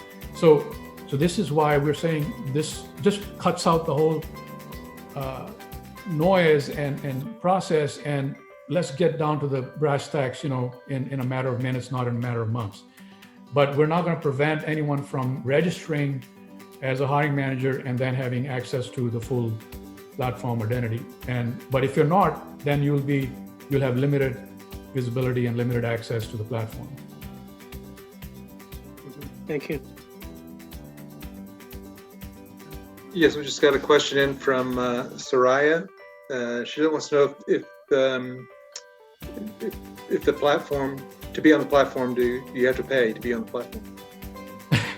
Well, so with the Play Forward, at this point we are in an introductory phase, and it was really, Alex, that you through Steve, you guys felt that we could benefit the community at Play Forward, and given that it meets our need as well, and hopefully your need, we can address in terms of creating a platform that may eventually pay a dividend for your effort. So right now it's completely free. We are once we start reaching our critical mass, then we'll start imposing a subscription for signing up and requiring. I mean, we're not requiring at the moment that people who are signing up, that they provide, even for their identity, that they provide credit card information. So we've had few instances where we've had people sign up with fake emails and fake accounts. Really not serious. They're not professionals. They're just trying to copycat. So we're not really at this point have been able to safeguard that. But once we start reaching critical mass, we will start requiring people to provide their credit card, even if we're not charging it credit card for identity and authentication. And then ultimately, yes, it will start requiring new signups to pay a minimum subscription. What about the recruiter pay?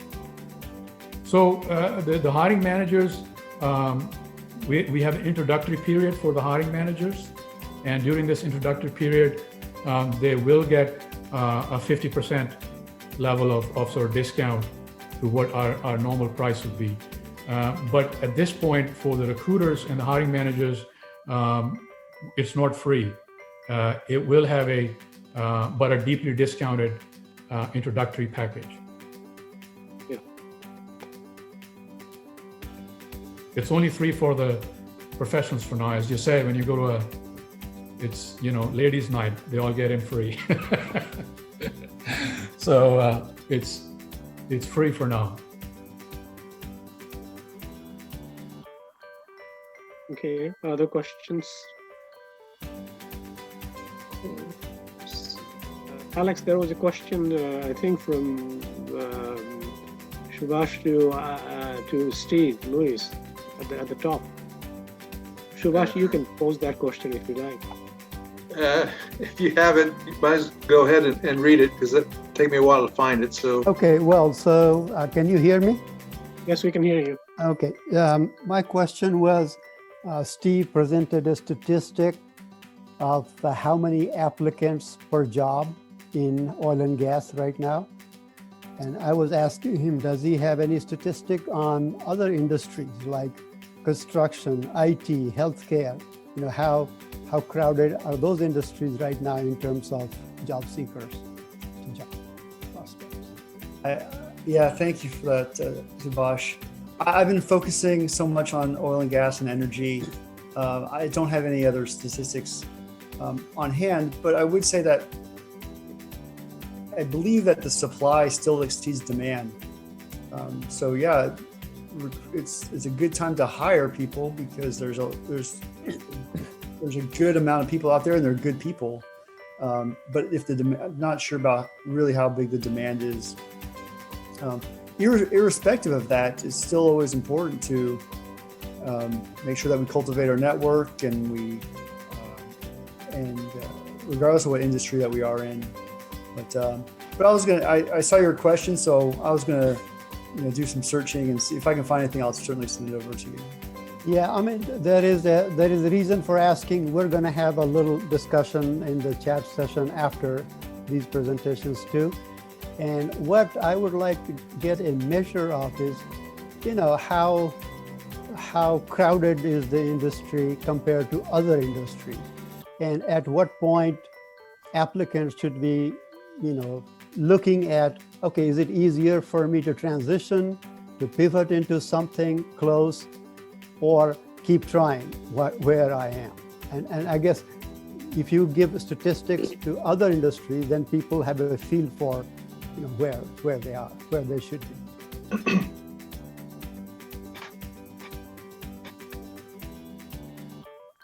Okay, there's a question here from Radu. Are RICS profiles going to be available only to registered recruiters?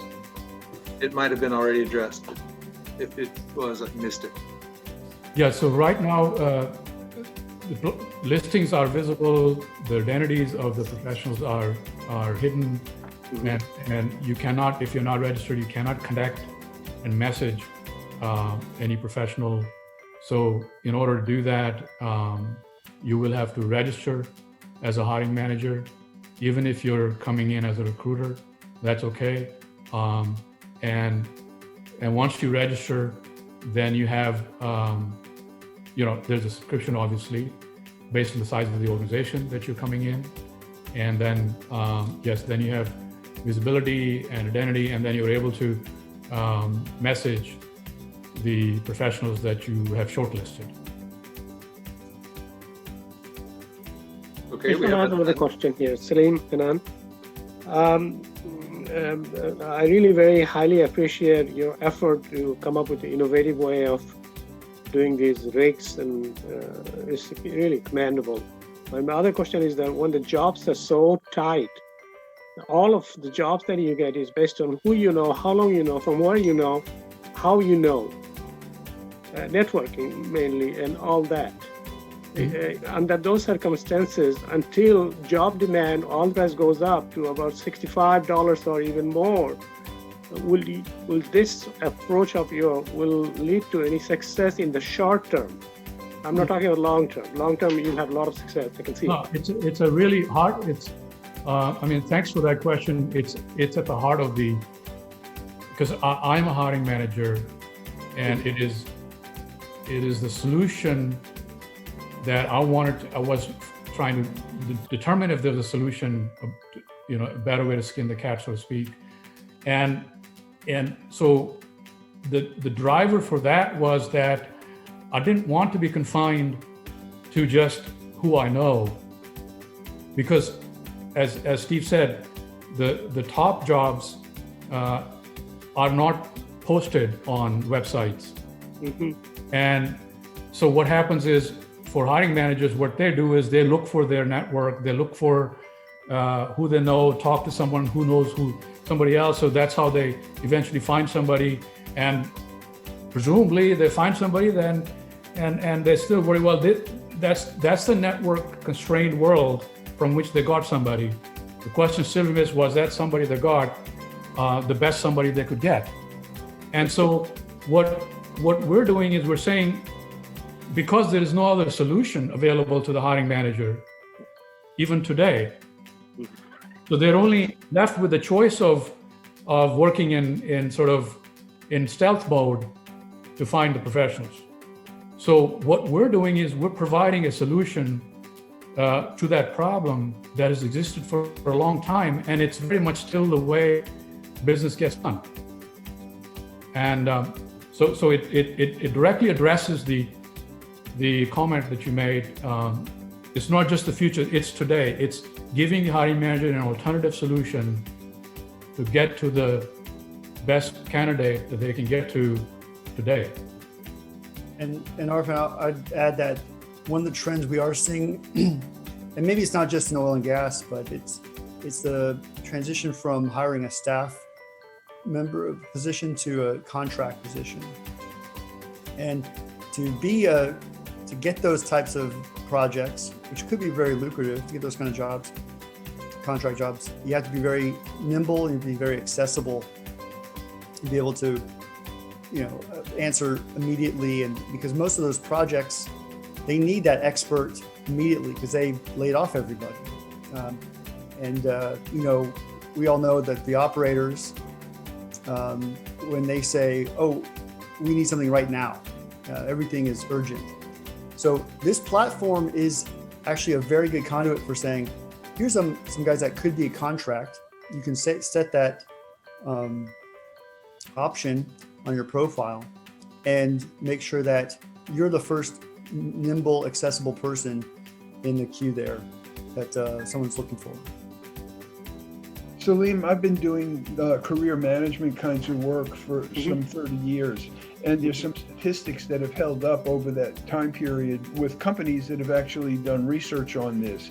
So when you look from the job searcher perspective about what methods of looking for a job work best, what it turns out is that about 5 to 10% of people find their jobs through classifieds. They don't use the classifieds anymore. It's moved online. And the online numbers actually are a lot lower. They're about 0.5 to 1% in terms of the number of people that actually get hired by things like the Ladders or Dice or Indeed and those kinds of things. 0.5% of job searchers that use those kinds of platforms. 5 to 10% get hired through recruiters, 5 to 10%. And 85% get hired through networking and through personal contacts. And I've worked for the last 15 years in EPC, and I know it's a good old boys network. And if you've been in EPC or around the oil and gas business, you probably know the same. Somebody moves, and then all of a sudden, a bunch of other people, they pull a bunch of other people to that job, and they work, and everybody knows everybody. And so networking is still key. But a system like Arfan has certainly is a great tool that will make it easier for a hiring manager, which is exactly what his objective was, to be able to start locating people and tapping into the pool of talent that exists out there. So, but I don't think that those statistics from a job searcher point of view are going to change much, because they've held up, like I said, on multiple studies that I've seen over the 30 years. Those statistics have held up, very, very strongly. Well, that's very true, and what we're doing is, the evolution eventually will start moving the needle, and it's a question of, are there alternative solutions that are reliable, you can trust them, are compelling, are delivering the benefits and the bang for the buck that you want. So if solutions start to do that, then I think that'll be the driver for being open to other solutions rather than locked into just one way of doing things. And that may take a generational change before we get there, but the change has to come. And yeah, I hear you, but it's also think that we have to continue to push the envelope on trying to deliver something that we think in the end will alter the landscape for the hiring manager in terms of how the workforce. So again, our tagline is reinventing the workforce. And really it has to, part of that has to be where you can develop these architectures that allow you to reconstruct your workforce environment. And so employment contracts, those, lifelong employment contracts, and those things will start to become less relevant. And if that's the case, then what is the system that's going to replace that? And that's where I think we're going to compete and become a category leader in, that if you are ultimately trying to create a truly digital workplace, then you need solutions that are going to work to that and have the flexibility to change, and that you can manipulate and optimize and redirect. There's a question here that I think we're moving more to a contingent workforce, more people working on contract and working on projects. And the platform that you're building, Arfan, at least in my humble opinion, based on, on the little that I've seen, is that your system would be just perfect for being able to identify what talent is out there and being able to hire people on contract on a project basis, for example. It's so you can look at it. I mean, Mark, with your expertise in this area, you can see that in any, let's look at it from a team standpoint, right? No matter whether you are coming in as a contractor or a permanent staff, you will be part of a team somewhere. Right. And so the question is, what is the team makeup and composition ultimately that the employer will be moving towards based on the current levels of industry levels of existential threats and transformation changes that are taking place? Is it moving more towards a hybrid of 50%, at least 50% of the workforce is contingent based and 50% permanent? Or what is the level? And every employer will have its own sort of what I call, blueprint that they want to move forward with. And what we're saying is that with our platform, the contingent aspects of it, contractor aspects, is just the tip of the iceberg. Because of our team building features, the employer can in fact have the same rig structure for their permanent staff, and then have rig structures for the contingent staff.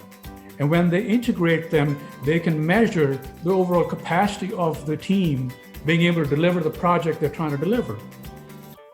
And they can then mix and match based on the level of skill gap they're trying to fill versus a wholesale change. So it gives the employer complete flexibility on, to me, is ultimately the holy grail would be where the two are integrating the contingent workforce with their internal permanent staff workforce.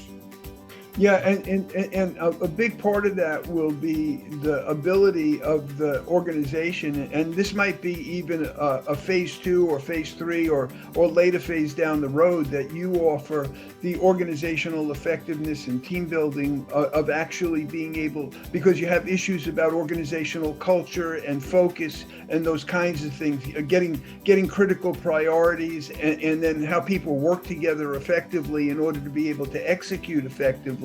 And so your part is bringing the person on, but then the organization still has to be able to create an effective team and go through that actual team building process. And so that might be something that would be, later down the road that you could even add on as an add-on service. But actually, Mark, that team building structure is there now. So if you go to our Hire Fast, not only can you make a search and selection of a single individual, but you can actually build an entire team. If you're logged in as a hiring manager, you have access to your internal staff. And you're also, as a hiring manager, trying to bring a contingent worker or professional into the mix. So the HireFast platform today, and when you have a chance, please look at it. There's a build team tool and feature there where you can in fact build your team now, and the rig structure, and this is why the beauty of rigs is that the rig structure can operate at an individual level, or it can operate at a team level, right, at an organizational level, or at a department level. Right. So what we're saying is that this is the linchpin on the whole hiring process, but also in the way you build your workforce, in the way you build your team. And that feature and that functionality is now fully available for hiring managers. Yeah, and I'm talking about one step beyond that, Arfan. You're talking about how you get those people together physically in order to be able to create the team. But once you've got the right people in the right spots and focused on the right things, the question is how do you get them, how do you acculturate them, how do you get them to buy the culture of the organization, how do you get them focused on specifically the priorities that are key, and how do you get them figuring out roles, goals, and procedures in order to be able to work together effectively? Yeah, that's just the next step. Oh, it's a brilliant comment, and yeah, I think that might be a topic of discussions on a different time. Maybe Mark, you can come up with a topic for us to discuss at a later session, if that is okay with you as well. Yeah, that would be fine, Salim. Yeah, thank you so much. Arfan, I think we're running close to our time, if you don't mind, because we have another session to run. Absolutely. With the time frame. But my last question to you had been, who do you think is your competitor or would be your potential competitor in the near future? Yeah, Steve, do you want to take that question? I mean, I don't want to be too biased in my answer.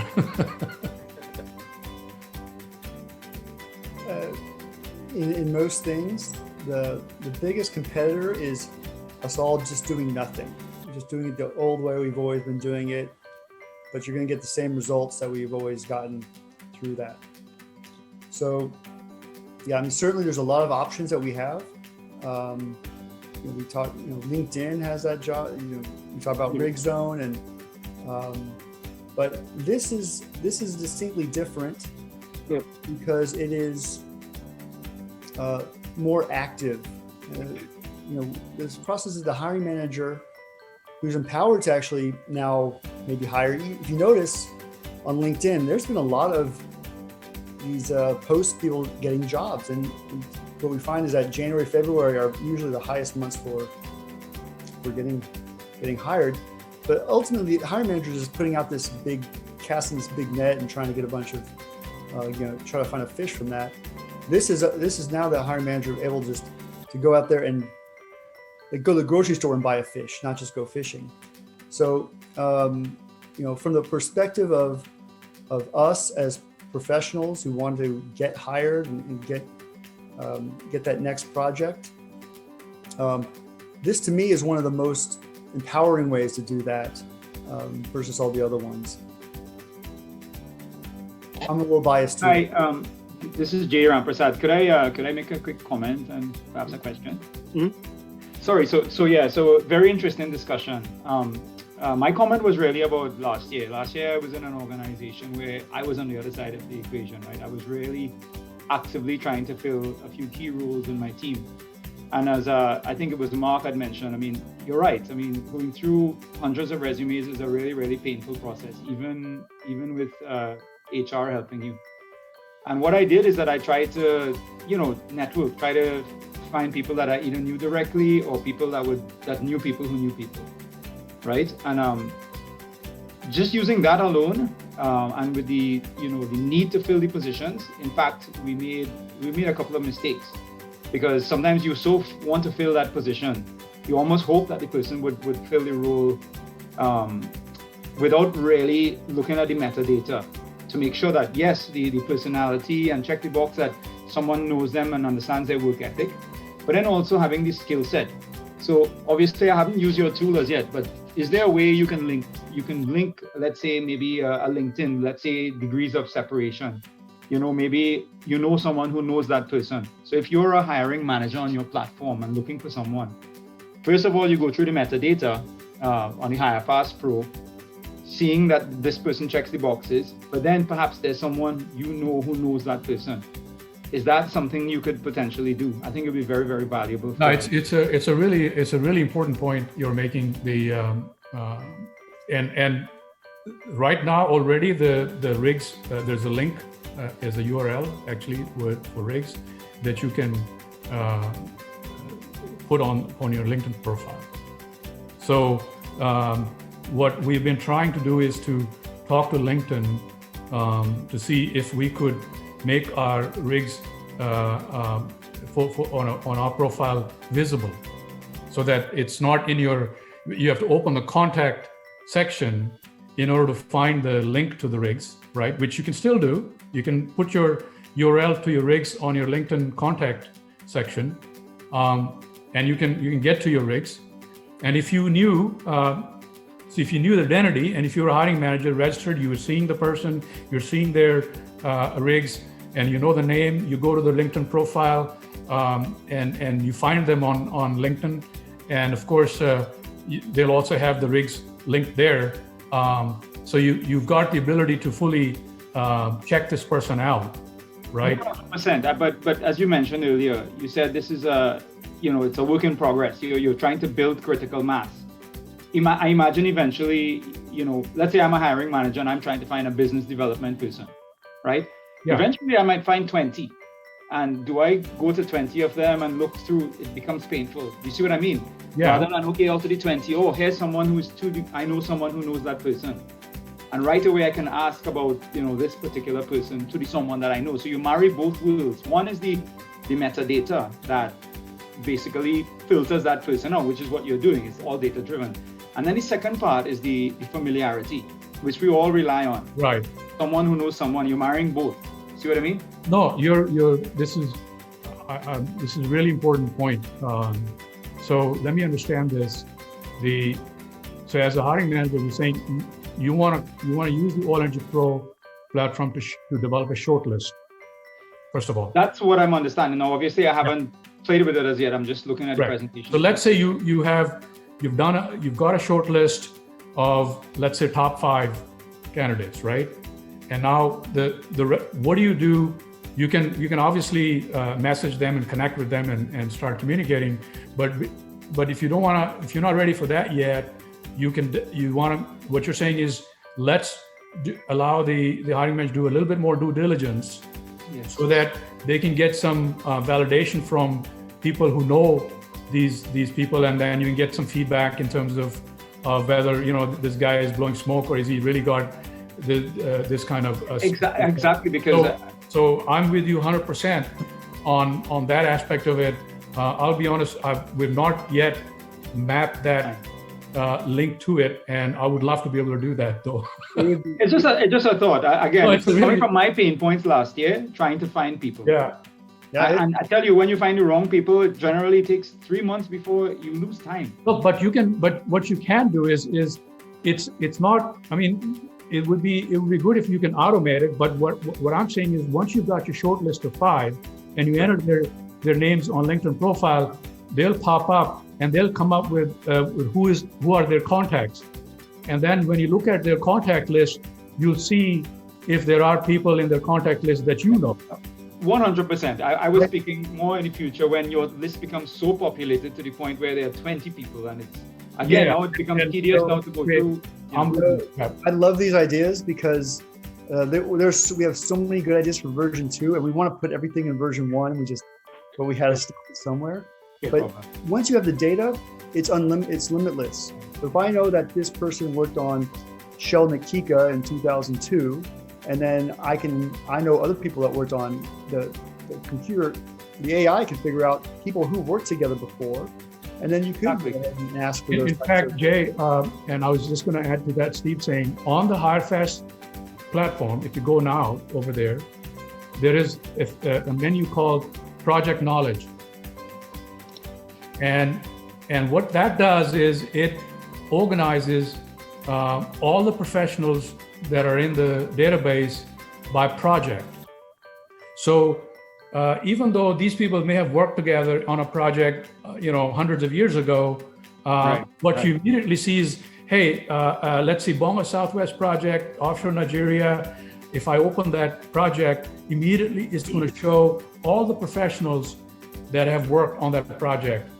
And if that's what you want, a knowledge that is unique to that project, even as an analog for something that's similar, and you can transpose that knowledge to that project and leverage it, that gives you infinite power in terms of accessing knowledge. 100%. All I'm saying is as long as you're empowering the ability to talk to a human who knows that human, to validate and vouch for the skills that they claim to have. That's it. You're hitting the point. So. Yes, absolutely. Appreciate it.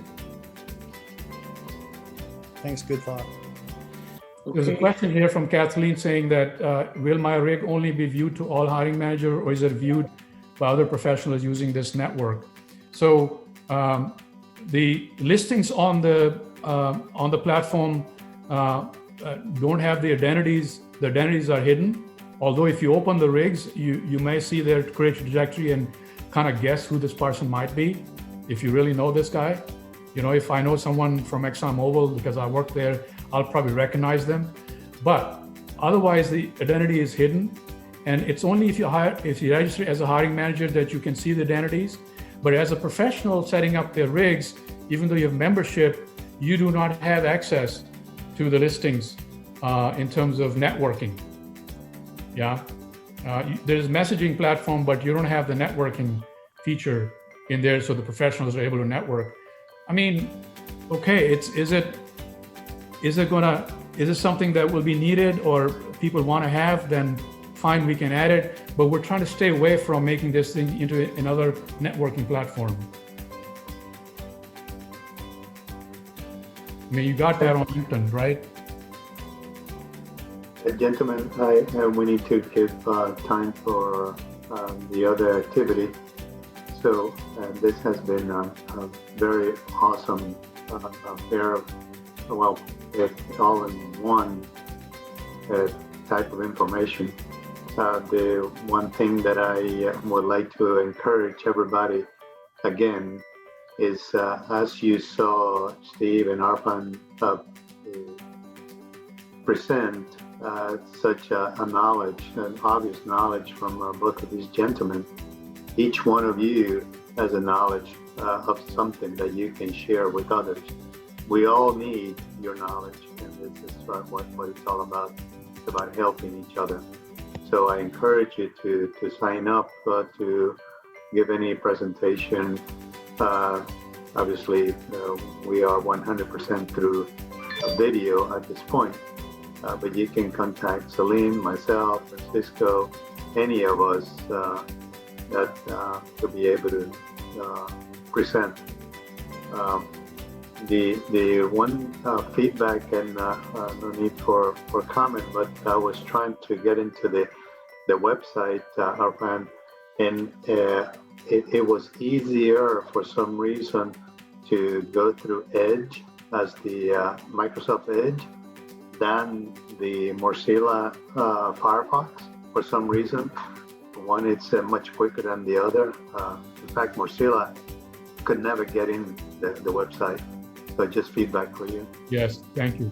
Yeah, we're working I think right now with Chrome, Google, and Edge is probably the preferred, but we are working through the different web portals, making sure that they're going to function correctly. So apologies for any issues that you've had so far.